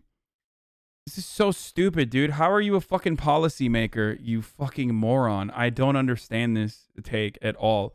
Listen, all laws, if you're going to look at it from a fucking libertarian point of view, all laws technically infringe on people's personal liberties if they want to do fucking unregulated murder. Well, murder being a crime all of a sudden infringes on your personal interest in doing murder. It's just every law that's passed is supposed to weigh the cons against the pros, okay? This notion that like leftists are so idealistic is even on its face not necessarily a bad thing. Like what? Just because it's hard to achieve a perfect society doesn't mean we should not strive towards it.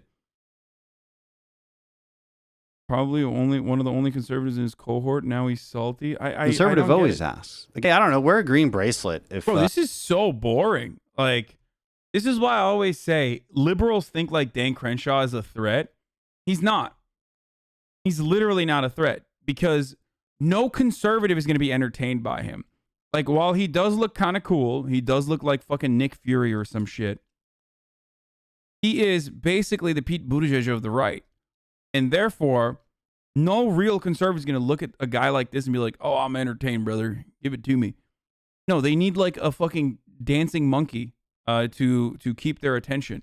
They need someone not to endlessly pontificate on the fucking theories behind the wonderful opinions of classical liberals, which are like liberals, but at a time when people own fucking slaves. You know what I mean? It's not that. That's not going to be enough. Like, they don't want that. They want like straight up fucking mainlined heroin, black tar shit. Okay. They want Dan Crenshaw to turn around and be like, brother, I killed Iraqis and I'll do it again. I'll kill liberals like I killed Iraqis. Then they'd be like, yeehaw, I'm voting for this fucking guy.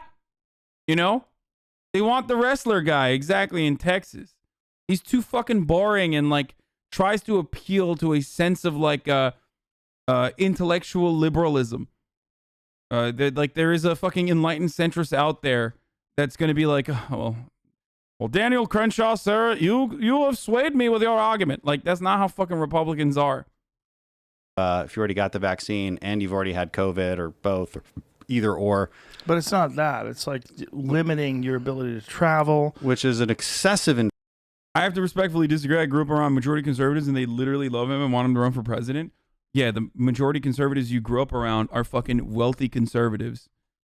And like the conservatives that are conservative because they fucking like the tax breaks and the deregulation that comes along with it. They're not like the culture war conservatives, which makes up a large percentage of the fucking base of actual conservative voters, are going to be the poorer conservatives especially, are going to be ones that will fucking gravitate towards whoever wins the culture war harder. Infringement on your right. Look at the airline trends. Bro, when Joe Rogan is defeating you from the middle there, like you're owned. You're fucking wrecked. You're owned, brother. Like, you can't have... How the fuck do you let Joe Rogan own you in the marketplace of ideas from the left? Jesus Christ, dude. It's like so few people have had that beautiful, beautiful moment where Joe Rogan hits them from like a leftist point of view and they just find themselves owned. And those opinions are I thought it was exclusive to like fucking Dave Rubin saying idiotic shit like, well, why don't you have a Yelp review? If you want to build a construction company, government regulations could be taken over by Yelp reviews, and like Joe Rogan owns you, or like you say something along the lines of like fucking, you know, weed should be illegal because it makes you violent, or that climate change is fake and you're Candace Owens. Like, those are like the 3 people that Joe Rogan's fucking ever owned on a show. It sucks to be one of those people. It's severely. Bro, it's literally Joe Rogan right now with his ape brain is straight up telling you your anecdotes cannot be a substitute for empirical evidence showing that air traffic has literally minimized and has not reached the pre-pandemic levels, even in instances where there was like an insane amount of air traffic happening because of the holiday season. And even if you were to look at the holiday season, it doesn't even fucking matter, because after the holiday season ended, we saw a gigantic spike in COVID deaths, worse than we had ever seen thus far. Where there were ghost towns, but that hasn't been the case for many. But it's still not even 50% of what it was a year ago. Look at him, he's fucking literally owning Dan Or a year Crenshaw. and a Oh my half god. ago, I don't know the exact numbers. I don't know what it is on Spotify. Why? This was terrible argument wise. Like, it wasn't good at all. I mean, he basically waxed poetic about fucking classical liberalism for the most part up until half of the video. And then the rest of it, he just basically said, I have personal anecdotes that show me that, like, you know, we don't even need vaccines. Where Joe Rogan was like, no, you're wrong about that because, you know, travel has been very limited. It's kind of weird that he's doing this, though, because he's had, like, a bunch of light COVID deniers up to this point. I don't know why he's like, is he turning over a new leaf here or something?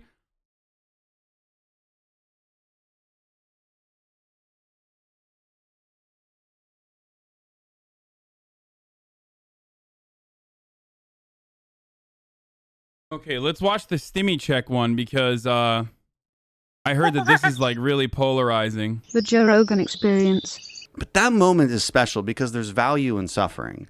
And in today's society, we have convinced ourselves. I just don't like the way he really does present himself as a fucking idiot who is trying to act much smarter than he is.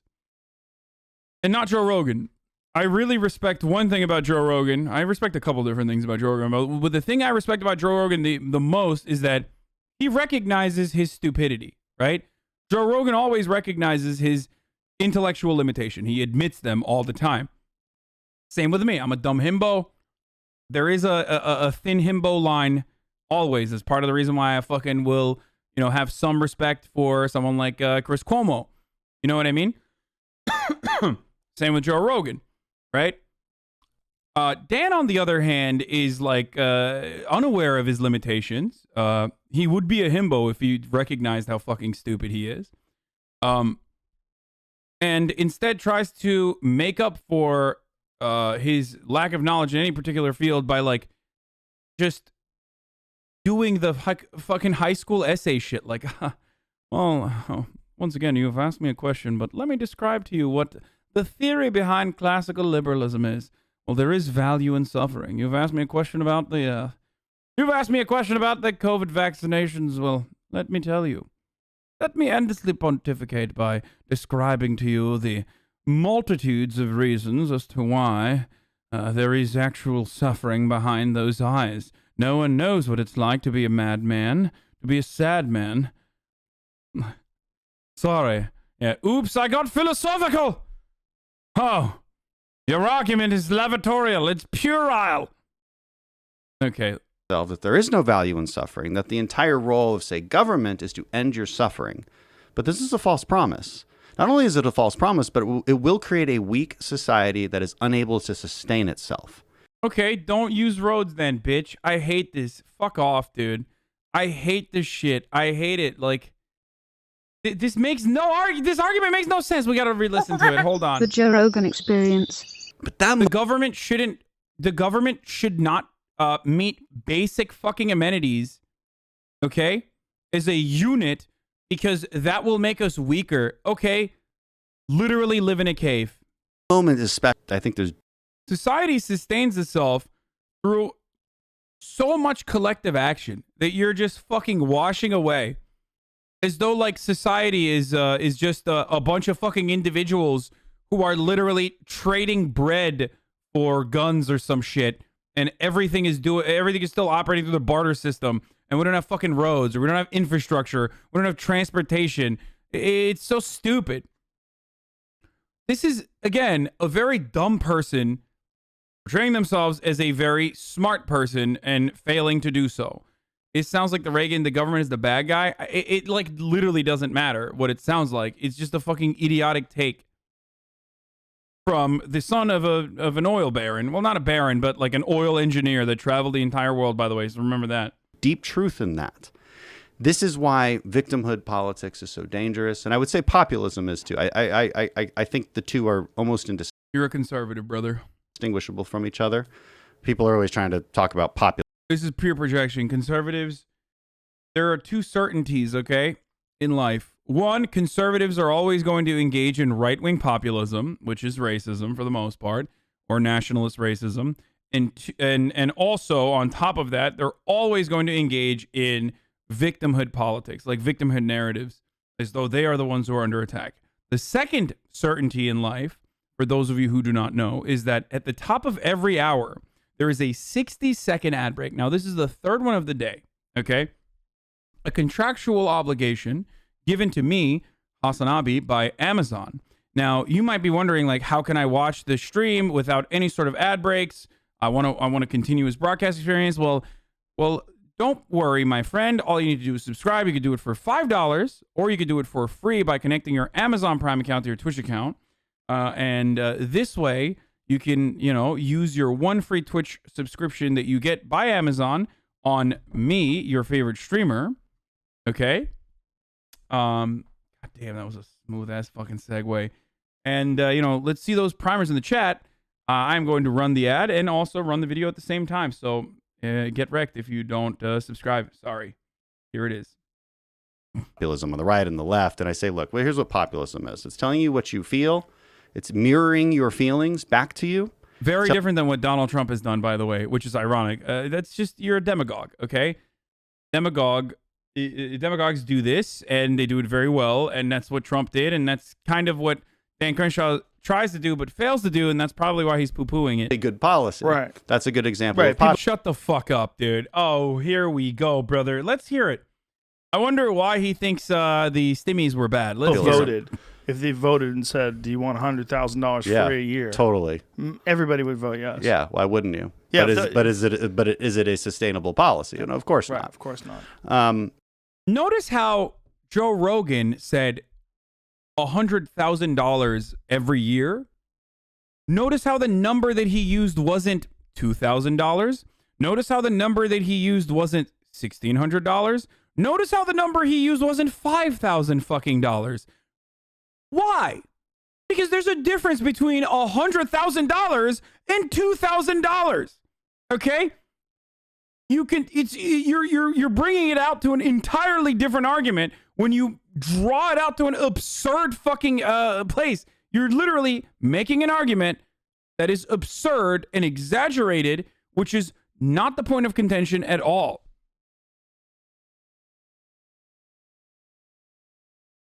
One should recognize that when they are engaging in such an argument. There's a difference between giving someone $2,000 versus giving someone $100,000. Also, the stimulus checks literally worked. And this victimhood mentality where this is a dude. Dan Crenshaw is too much of a Democrat, brother. That's it. That's the reason why he will never fucking be president and he will never win. This is like literally the quintessential neoliberal argument, which is the truth, sweaty, is too difficult for you to comprehend with your fucking average Joe layman pre-brain, okay? Sorry, government is very difficult and infrastructure spending is too hard to fucking accomplish. Like, that's what liberals do all the fucking time. That's why I shit on liberals all the fucking time. And Dan Crenshaw is literally doing that right now, while also simultaneously lying about like how difficult it is or how fucking what the outcomes of infrastructure bills look like. But regardless, he's doing that like annoying little thing, that annoying little like, well, it's too hard. It's too hard for you to comprehend. I mean, I think people just want lies to be told to them, and that's populism. And what I'm doing is just the truth, and it's too hard to comprehend. It's like, no, it's not, motherfucker. No, it's not. Actually, direct cash pay. Okay, brother. I hate this argument. He's just making numbers up. By the way, it's so funny. I love this. I love this take. It's like, oh, dude, 100 million people who didn't lose their jobs still got a check. Bro, even if they didn't fucking lose their jobs, it still helped, okay? It still helped. They were still going through a fucking pandemic, okay? Their jobs very likely got limited in a way. It doesn't fucking matter. That number of money wasn't even, all that helpful. There should have been more money. But it's like they still need to eat. You know what I mean? Don't most American workers live paycheck to paycheck? They do. Lastly, people got pay cuts. People had their fucking hours removed or limited, but as a consequence of the lockdowns. But lastly, like that kind of consumer spending was one of the reasons as to why the economy was able to recover in the way that it did. Now, not only that, but also it was literally pointed out that poverty in the beginning of the pandemic was at its lowest fucking level as a consequence of these stimulus checks. Like, we eradicated a certain part of poverty in this country during a fucking pandemic, and not just because of the cash infusion, the stimmies that came in the beginning of the pandemic, but mostly also because of the unemployment insurance. Now, the argument is the added UI benefits. So the question here should be, would you be willing to give more to those less wealthy? Because if this is your argument, if you're saying like people that don't deserve the money got money, then you should be against tax cuts in its entirety, because the argument made for tax cuts is that it job creates for poor people. Wealthy people get tax cuts. They reinvest that money back into the economy. This is basically a one-time tax credit. This stimulus, you can see it as a one-time tax credit, pretty much. So if you're anti stimulus checks, then you're basically saying you're anti-tax cuts. Actually, that's not even true. The only reason why this is something that conservatives argue against is because poor people get a pretty sizable, i.e. the same amount of fucking tax credits that the rich people get. That's the reason why they're so upset about this. When it comes down to fucking tax cuts, poor people don't actually get a serious, sizable tax cut. To the likes that like rich people get. Why are people saying that's not true?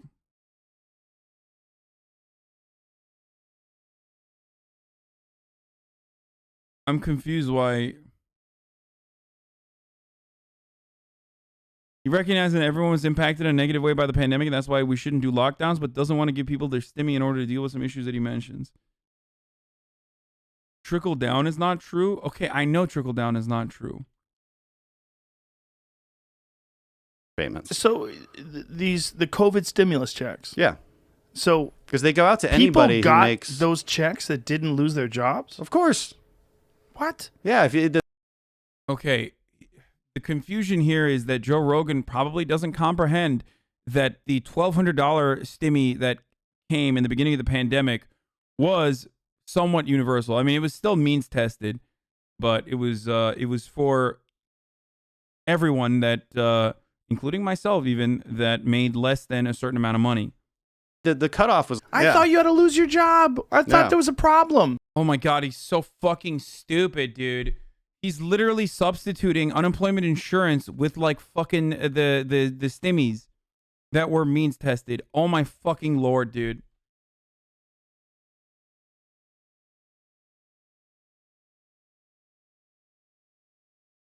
Again, though, if you want to means test like universal benefits, the way to do it is after the fact. You fucking tax people additionally after the fact if you really, really want to do it.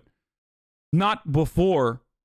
Give the money to everyone and then, you know, tax them afterwards if they have made too much money that year. How are you supposed to figure out everyone's situation? I mean, you can. I'm describing it to you. That's the best way to do it.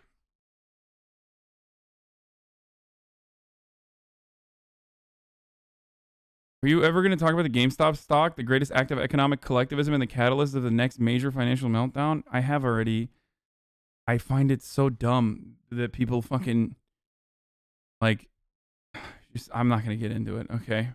Yeah. Wait a minute. Yes, If you're it's fucking communism. When communism is when you buy stocks, and the more you hold the stocks, the more communism it is. people who this is such a waste of taxpayer money. Oh my god, cucks, dude. Shut the fuck up, bitch. Bro, if you're active duty military and you ask that question, you're a gigantic cuck lord, okay? You are the dumbest motherfucker. Like, holy shit, dude. You probably make fun of like jarheads and shit. You yourself are the dumbest cuck. Holy shit. Imagine being like, why am I getting extra money? Let me tell you guys something, okay? And I've said this before, so you already know this. Rich people never ask that question, all right? Not only do rich people never ask, why is the government giving me any money? But they literally fucking say, why is the government not giving me more money? Give me more money, government boy. You work for me. Jesus Christ.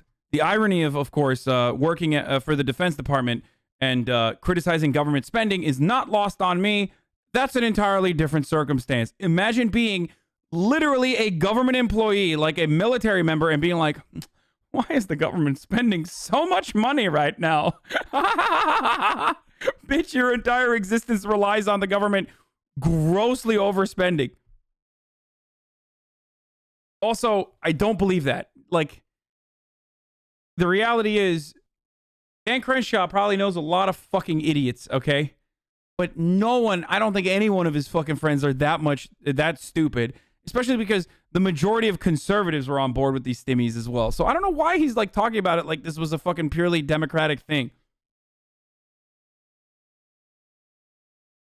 Money, but forever. And dude, that is so disgusting, dude.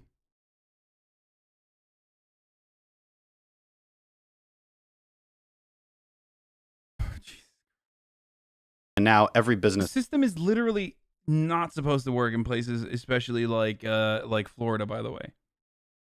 Like, straight up, the system is not supposed to work. It does not work. And people like Ron DeSantis admit that it's not supposed to work, as far as unemployment insurance being like, unemployment being hellish to navigate. They do not want you to be able to get money even when you desperately need it. I talked to is like, I can't hire people. I have so many job openings right now. Can't hire anybody because we still have it. It's 300. I love that.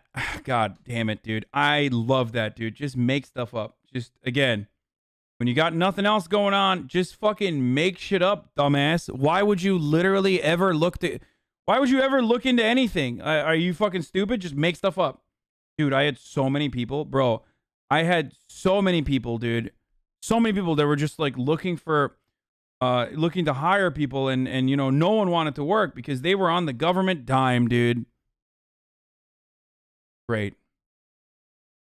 Yeah, it's my truth. Exactly. This is the people that, even though they still... I don't understand. Why don't you just work for the government like I do as a congressperson and get paid $140,000 a year regardless of how many fucking days off I take? You know what I mean? Like, hey, morons, like, if you fucking were living through the pandemic, or 174,000, sorry, not 147. Yeah, hey, dumbasses, like, why don't you make $170,000 a year? Why don't you go on Indeed and fucking swipe all the way? All of you poor fucks, you stop at 35K. You should just keep sliding. You should keep sliding it all the way until you reach Congress. That's how it works, bro. Fuck. Still make the same, just received it. Guilty but it gets to the culture. Yeah, there's definitely guilt in fucking getting government stimmies, dude.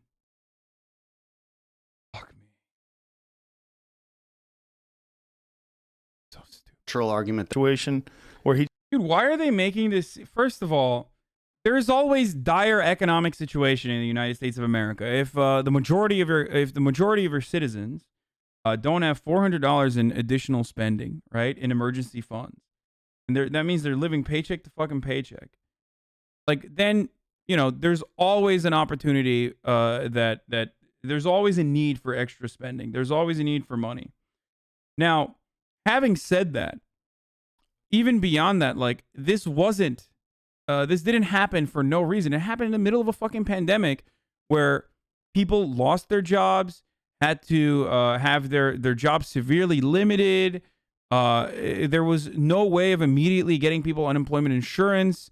The state unemployment processes were already completely underfunded and broken even before this pandemic occurred. Like, there was so many fucking reasons for why there was a need for unemployment insurance. I do not understand why they're talking about it as though this is like any given moment. Like, they're talking about it as though Donald Trump was just like, oh, I really want to give people money. That's not how this happened. It's not how this occurred. Did they forget? Did they forget the reasons as to why this happened? Why are they also constantly talking about how, like, free education isn't actually free, but then taxpayers are funding it, but then they literally forget that this is our money, motherfucker. Like, what are you talking about? This is the money of taxpayers. Okay? You didn't literally give your own money to fund this entire UI program. It's our money. We're just getting it back. Shut the fuck up.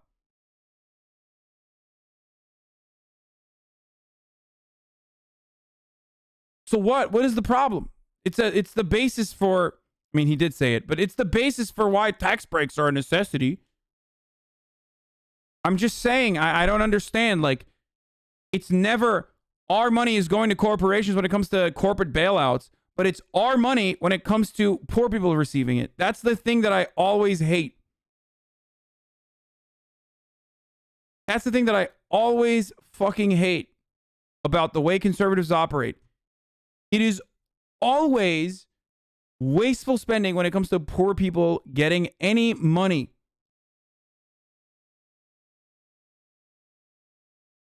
He just wanted to get Democrats' good side.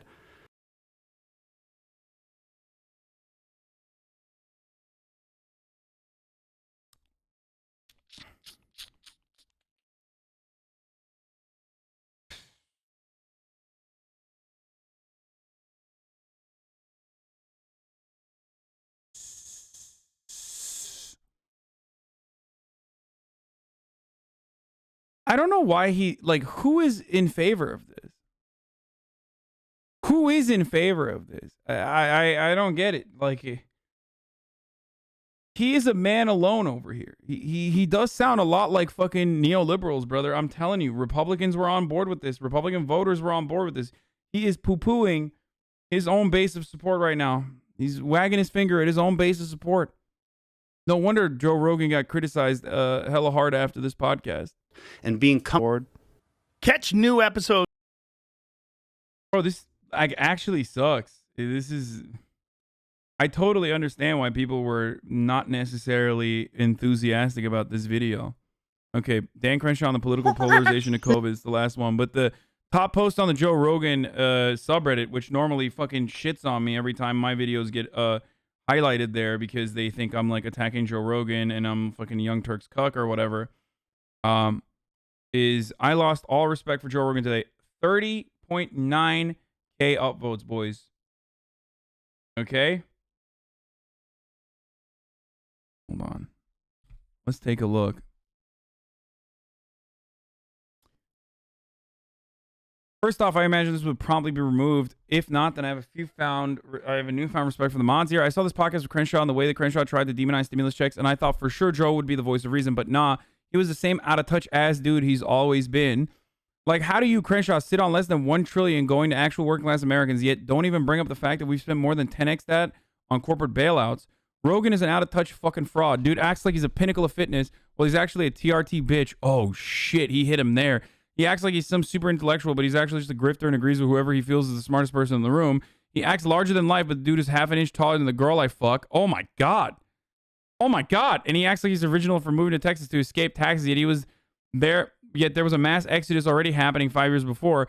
Tune in next week where Joe endorses UBI with Andrew Yang. Edit, LMFAO, the people pissed about the stab at his height. No one gives a shit if you're short, just own it. Edit number 2, I have a newfound respect for the mods here.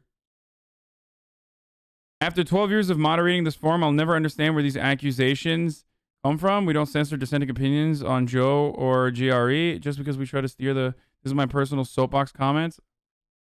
I would love to see a rolling median income statistic of every Joe Rogan guest over time.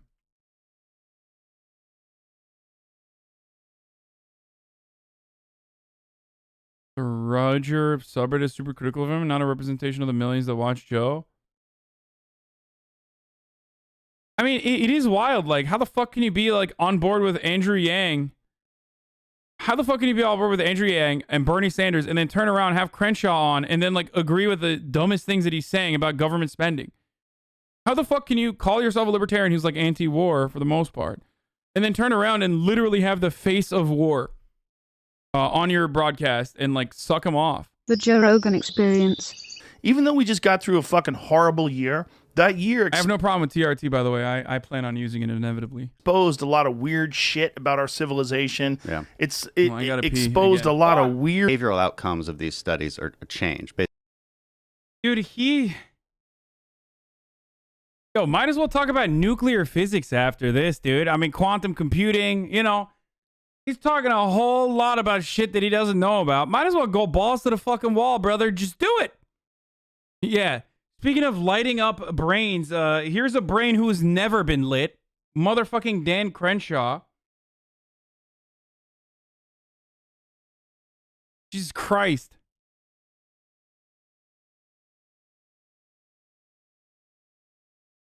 Basically, they are mostly populated by conservatives, lumberjacking. What? Holy shit, dude. I had no idea that vending machine delivery drivers were fucking vastly conservative, like landscapers and... Huh, interesting. Hard labor, military, law enforcement. So there's... I mean, if you're going to talk about most dangerous jobs, going into law enforcement, you've already lost the argument. You know, number 17 on the list. What are we talking about? You skipped like 16 other jobs before you got there, okay? Also, you know, immigrants working in the fucking chicken factory, getting their fingers cut off, you know, hardline conservatives, those guys. Wait, what's up? I'm working. It's obvious, and I think that... Dude, this is... I'm sorry. Like, there are actual studies conducted on what he's talking about, like the way your brain lights up and blah, blah, blah. But, like, every single time this shit happens, every single time there is some sort of study like this conducted, is almost always misconstrued and misappropriated by whatever group it is. Liberals do this as well, and so do conservatives, like Dan Crenshaw is doing right here. Where it's just like to make yourself feel sexy, okay? That's all you're doing. I'm just built differently, bro. I'm a conservative. My brain is like super fucking cool. And, you know, being conservative, my brain lights up in a very powerful and very courageous way. It's just what it is, you know? Like, there's numerous studies conducted on this. Like, it just, you know, conservatism makes your brain super cool and brave, okay? That's just what it is. And that's why we take dangerous, idiotic fucking points of view, like COVID is not real, despite the fact that 500,000 people have died. You know, that sort of thing. It's just a conservative thing, bro. Kind of explains it, because they leave out the problem. Yeah, dude. Conservatives, you know, my brain lights up differently, which allows me to see the truth behind the lies that science tells. Like, thanks, bro. Thanks, dude. Yeah, roll the fucking dice, dude. Can't believe this guy went to Harvard, by the way, and he's like espousing biological determinism with regards to your ideological predisposition, and also the likelihood that you'll make dumbass decisions as a consequence of your predetermined, I guess, haplogroup or genealogy. What? Around the world, not just in America. Frankly, we've had it better than a lot of... Epidemiologists, let Dan Crenshaw describe to you what really matters, okay? Statistics doesn't matter. Personal anecdotes, fuck yeah, bro. That's what we need. Yeah, the whole truth is actually what I see. And, you know, I can't see everything from my point of view, but it doesn't matter. Countries. Go to... Where are we going with this argument, dude? Joe is steering this into just incredible waters at the moment. Incredible fucking waters. He's like, yeah, okay, you're right. Epidemiologists, like, you know, when they're doing risk assessment, they're being really stupid. You're right. Hey, Jamie, pull that Chris Rock bit up. Let's listen to that instead. Got it? Yeah. I'm liberal about it. Yeah, like, I'm conservative when it comes to denying the empirical evidence that 500,000 plus people died as a consequence of getting COVID in a pandemic that disrupted mostly the Western world. I'm a liberal when it comes to, I guess, other stuff. But I'm a conservative there. Like, when it comes to the truth, I'm deciding to be a conservative. Sorry. Crime! It's just my genetic predisposition. I'm conservative. Way online to gather up a group. Yeah, dude. When I'm thinking of all the fucking sexy hunks in Hollywood, I'm thinking of fucking bullied beta males, dude. I mean, seriously. Look, every fucking political ideology has followers that represent a wide array of body types and personalities. It is so fucking idiotic to just be like, you're a beta male. Talking about Chad Omegalol, like, the fuck? Have you ever seen a fucking groiper in real life, dude? What, you think they're fucking sexy mountain men? No, they're all fucking basement dwellers who have literally never seen the sunlight, okay? Like, what the fuck are you talking about? Like, yeah, dude, I mean, seriously. Conservatives. Yeah, when I think of, when I think of conservatives, I think of sexy men, dude. I think of all the sexy fucking guys that are, incredible and just beacons of racial purity. I mean, that's what I think of. Hold on a second. Let me just show you some. Yeah, like I said.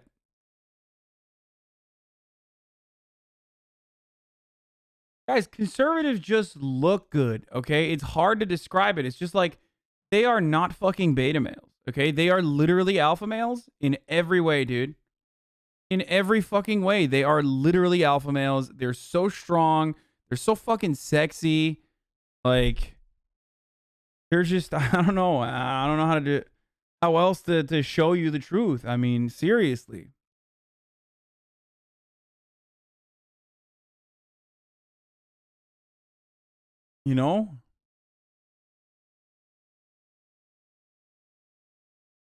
Hold on. I mean, behold, I need you to behold I just need you to understand. I mean, dude, they are literally like the alpha of the alpha,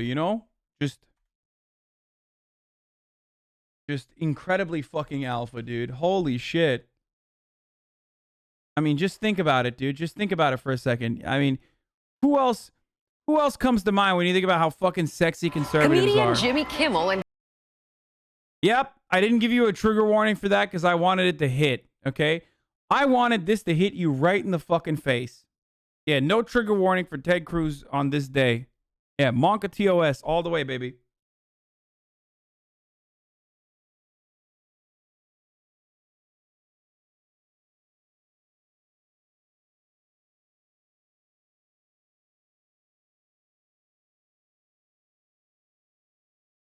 The successful fucking alpha males. Group of people that resonate with some of their opinions and they can attack people. And they do it all day long. I find that to be the most... it's fascinating. The most probable... If somebody's saying something extremely crude and awful to me online, it's probably a younger man. It doesn't necessarily. Unhappy. Sometimes it's older men who have failed their life. Yeah, when I think of conservatives, I think like, again, men that have actually built confidence within themselves. And I don't think of like dudes who literally fucking shit their pants at the thought of like a sexy brown person potentially competing with them in the dating marketplace, if you want to think about it in conservative terms. Like, that's what I think of. Motherfucker, conservatives are afraid of their own goddamn shadows because it's too dark for them. And you're over here talking like, conservatives are so fucking brave, dude. They're so sexy, so brave, so so successful, so hot. Life. And they've decided that this is their stand. Yeah, it's the guys, you don't understand. It takes an alpha brain to get genuinely upset about, you know, Mr. Potato Head's cock, or it takes a real fucking alpha brain to legitimately get mad that the Dr. Seuss Foundation decided to shelve like 3 of the fucking books out of like their massive, extensive library of books that they sell on a regular basis. That's the real alpha brain shit that you know you're focused on when you're a goddamn conservative man, baby. This is their line. We shouldn't be like, well, you're a motherfucker. No one ever says, why do you believe in the simulation theory? No one will get mad at that. It's when people say, why do you believe that black people shouldn't be murdered by cops? I think that they should be because they're violent. Let's debate. That's when people get mad. And the reason why you don't use that as an example and instead use, why do people not want to talk about fucking string theory or infinite universes or simulation theory, is because the real thing that conservatives want to debate on, as though it's like a legitimate intellectual argument, is the humanity of certain marginalized communities. But if you were to be honest and fucking bring that up, then you would look like a buffoon for defending that point of view.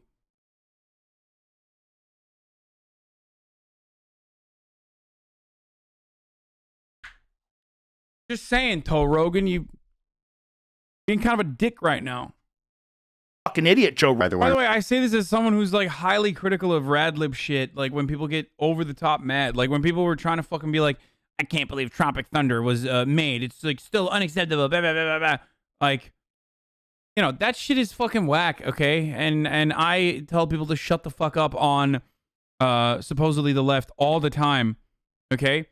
But there is a difference. Okay? There's a difference. There's a well-intentioned people going too far and advocating for things that are ridiculous, maybe even doing it from a point of aggression, versus the entirety of the conservative ideology that revolves around conservation, not in a good way, not in a positive way like conservation of the nature, but in a negative way, like going back to traditional roots and traditional values such as white supremacy that we've so desperately tried to fucking push back against, or I don't know, women staying in the fucking kitchen, like not having women not having any fucking autonomy over their own bodies, racism, that sort of thing. I know Amazon votes are coming in and the union is losing at the moment. I don't know what you want me to do. You so desperately want attention from Joe Rogan. All you do is hate watch his videos in hopes of baiting a reaction from him. That's why you hate watch him all the time. You just want attention from him. To get clout and relevance? No, I used to be a gigantic fan of Joe Rogan before you probably even knew Joe Rogan existed, and I think that he has very interesting guests on, and they have really dumb fucking conversations that millions and millions of people watch and listen to, which is precisely why I also watch and listen to it.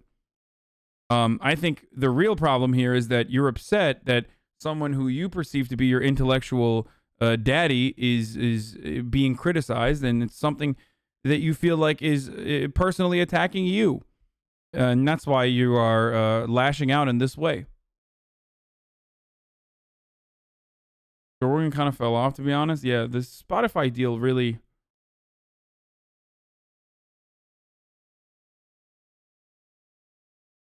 in a blue jersey or a red case. But what I... Yeah, when like right-wingers are deciding that the police need more funding so they can buy like MRAPs in a town of 500 people and then use that on like, you know, poor people. That's actually the right advocating for less control. They're not power hungry. Or when the reactionary media apparatus and conservative politicians in general choose to bomb certain nations and stuff. That's not power hungry. I don't know what the fuck you guys are talking about. That's just like, it's just crazy. Like when conservatives in Arkansas decided, aside from the governor, that, you know, doctors and patients can consent to a certain medical procedure after rigorous psychoanalysis, but the Arkansas GOP members do not consent to it, so therefore they can't have that happen. That's minimal government. That's not being power hungry for the sake of literally appeasing like 12 fucking people that are fearful of trans people existing. when you control women's bodies, when you don't allow unions to exist in the workplace, these aren't fucking, these aren't like power hungry moves that conservatives engage in on a daily basis, changing, being upset about the outcome of an election and then literally changing voting restrictions, adding more limitations to your voting so that it's harder for poor people to go out and vote. I mean, that's not the government being power hungry. It's entirely different. I see on my side, because I'm always dealing with my side. We tend to be looking, instead of thinking how to persuade, this is the problem I have and I'm trying to change, not that I have, I mean that I think we have. Your dad literally didn't want a union to happen in his workplace? My dad is a gigantic neoliberal. He is probably very anti-union. You are correct. Except I don't agree with him. But I think you mean my uncle, in which case I disagree with him as well. And I was very critical of him at the time. So thank you for coming to my broadcast. We talk about things that make us feel good, that make us... Dude, this is really bad. This is like remarkably help bad. Us recognize one. Because it's not even like aesthetically pleasing. And that's when you truly lose as a conservative, okay? The reality is, like, as a conservative, okay? As a conservative, you can get away with saying a lot of dumb shit as long as it's entertaining. Once you are no longer entertaining, you're fucked.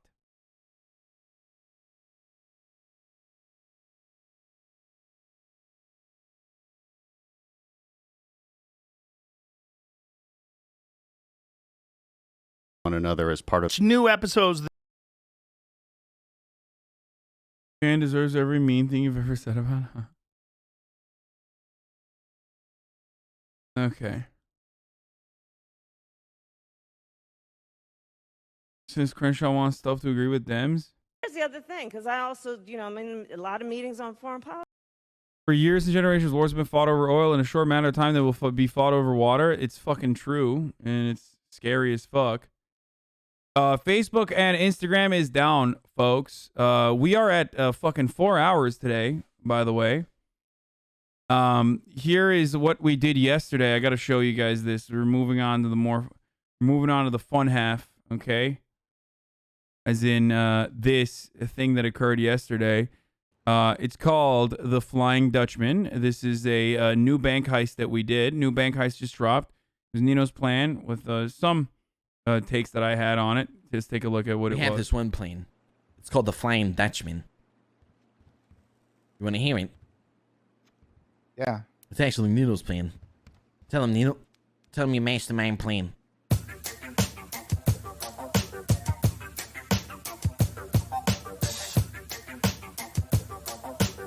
So the Flying Dutchman.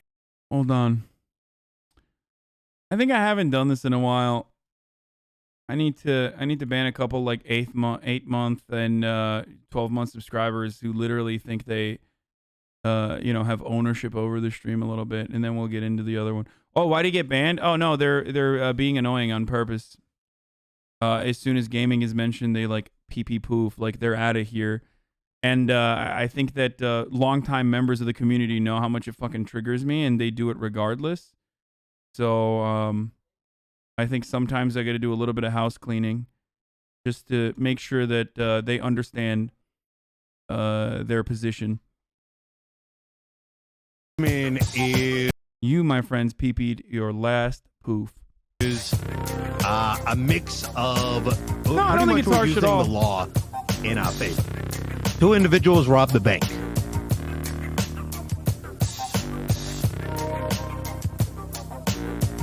They're dressed up in a very specific attire, something very identifiable, all black, maybe some color marking on them.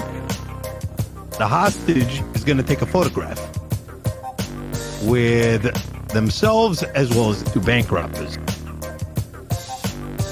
That individual is then going to tweet out this photo, something along the lines of, "Hey, robbing banks is fun."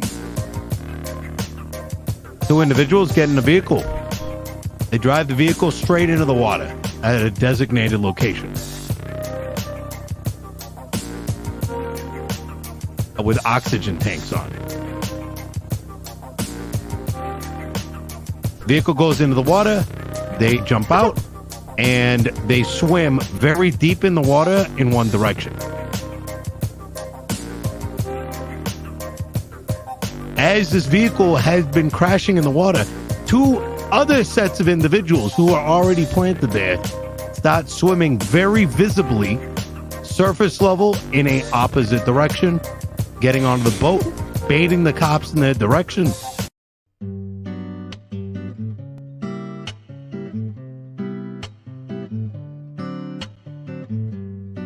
This is us. This was the...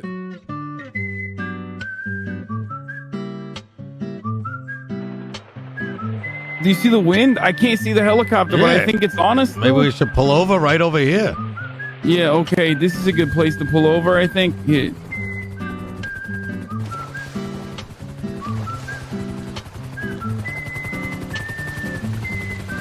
You know that not only will this be a mission in GTA 6, but that Nino will do the voiceover? I bet $1. Yo, what's up, man? Hey, not too much. What's going on, my man? Good afternoon. You fucking with us? Well, they both surrendered, man. Hasan, I love you, bro, but not gonna lie, I also tune out with gaming stars. Not that there's anything wrong with gaming, but what's wrong with you just saying that? You saying this is not ban worthy. You knowing that, oh God, a bit of aggressive. No, here, just take a week off, brother. Okay, just fucking chill out. Like, motherfuckers know that. Just close the stream. Just shut the fuck up and close the stream. Okay, just seriously. Wait. I don't know what you want. What for? What? It's really fucking triggering when you're like, oh, I don't like what you're doing, and I'm just gonna fucking show you that I don't like what you're doing. I'm gonna, like, you mentioned gaming, I'm gonna literally leave. Wait, what the fuck? This is not them. What the fuck are you doing? Okay, so they did the bait and switch on us. And once they are apprehended, if they are apprehended, they're wearing something completely different with nothing on them. They were just fishing.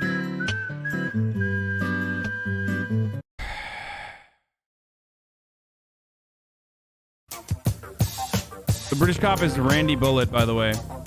I didn't think that this was going to work, by the way, and I can't believe that it worked. The perspective of the heli was really good too. When they realized, like, so something that usually never happens in roleplay is when, like, people are genuinely surprised because most of the fucking crimes have been committed over and over again. They've been doing this for 5 years, right?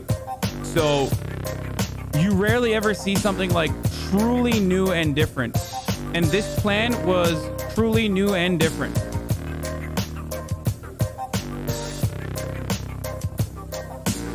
It's like a presenter says, okay, we're going to talk about this, and you stand up and announce that you're leaving. Yeah, no, it's heckling. That's what it is. It's literally heckling. Like, it's not just like not laughing at the performance when you don't like the stand-up or something, but it's literally just like making the performance, making yourself a part of the performance. Like, you're literally shoving your dick into the thing that I'm trying to do, and it's really disrespectful, and it hurts my feelings, especially because, like, so many people who have shut the fuck up, left, and then actually watched it and given it an opportunity to watch the role play have loved it and stuck around for more role play.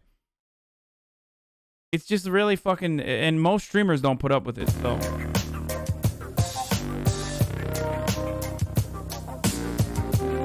Boys, I had all the fucking money on me. I swear to God, the last 10 minutes, okay, the cops are literally about to fucking leave.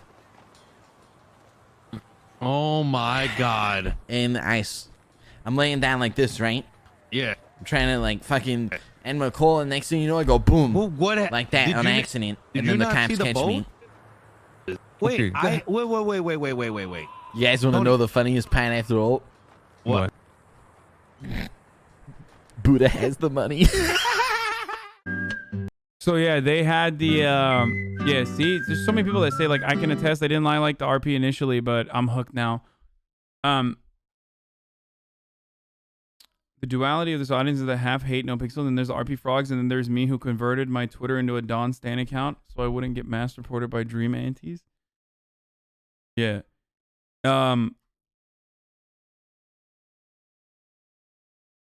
Anyway, oh, here was the helicopter one.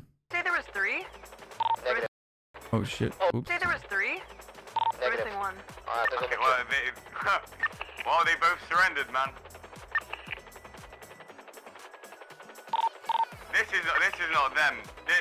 Okay, so they did a bait and switch. One of them's got a funny pack that says Randy on it. One of them has Randy on it. So Randy is the criminal character of Randy, right? This is his trooper character, AJ.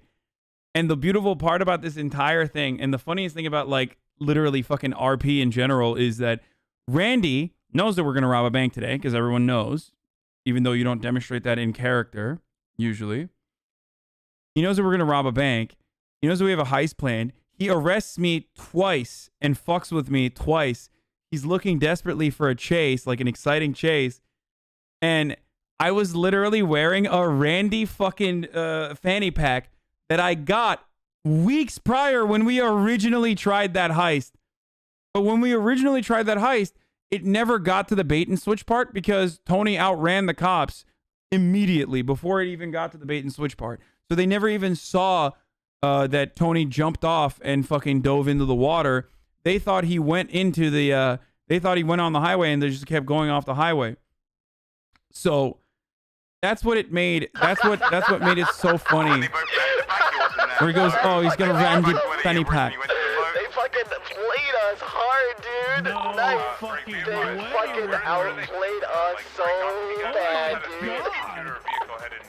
We got so burned. Oh shit. It wasn't occupied by the. I'm not sure the people looking. Oh shit. So these guys could still be in the water or not? Yeah, they could still be in the water. Say there was 3. We're missing 1. Okay, well, they both surrendered, man. You should watch the Money Heist. La Casa de Papel on Netflix. It's got insane, exciting heists. Yeah, I want to like upgrade the insane, exciting heist. You're on just chatting? Oh shit, dude. You're right. Let me fucking switch it to Grand Theft Auto. Even though I'm literally still doing just chatting, dude. Never mind. That's the other thing that fucking annoys me when like streamers will be like, change your title, change your title, change your title immediately, dude. Just calm down. We're getting there, okay? Category frogs. Peak, dude. Peak. Anyway, boys. So today I have, as head of transportation, I have some very cool ways to transport weed that I've been thinking of. I want to do a water transport where we take the weed from the ranch that we have, the Roosters Ranch. And I want to do a flight transport as well. Also, it's top of the hour, so I'm going to run a 60-second ad break here really quickly before we get started. So those are the two things that you almost got caught doing the Oxy run last night. Wait, really? Yeah, bro. Great. Oh, that's just job. a random You did Oxy. a great job there, man. Who's that guy up there? Who's where? Who are those people? Oh! You see that? Yeah, I see that. That's not us, by the way. Those are the fucking dumbasses that were doing it. What are they doing, huh? That's not us. I didn't want to do it when the cops were there. That's not us. That's the guys that we robbed. For the record. Yeah, that's the people that me and Ray robbed. Ray's in the chat right now. He's so fucking ruthless, dude. Are you still gonna do the gun safety course? I think it would be funny further on. I don't want to do the gun safety course because Splainer said he's working with someone else. So I don't feel like trying to figure out who to do it with. Ray is supposed to get a fucking a laptop today, and we're supposed to go and hit a bank. I just said I get... What the fuck? What was that?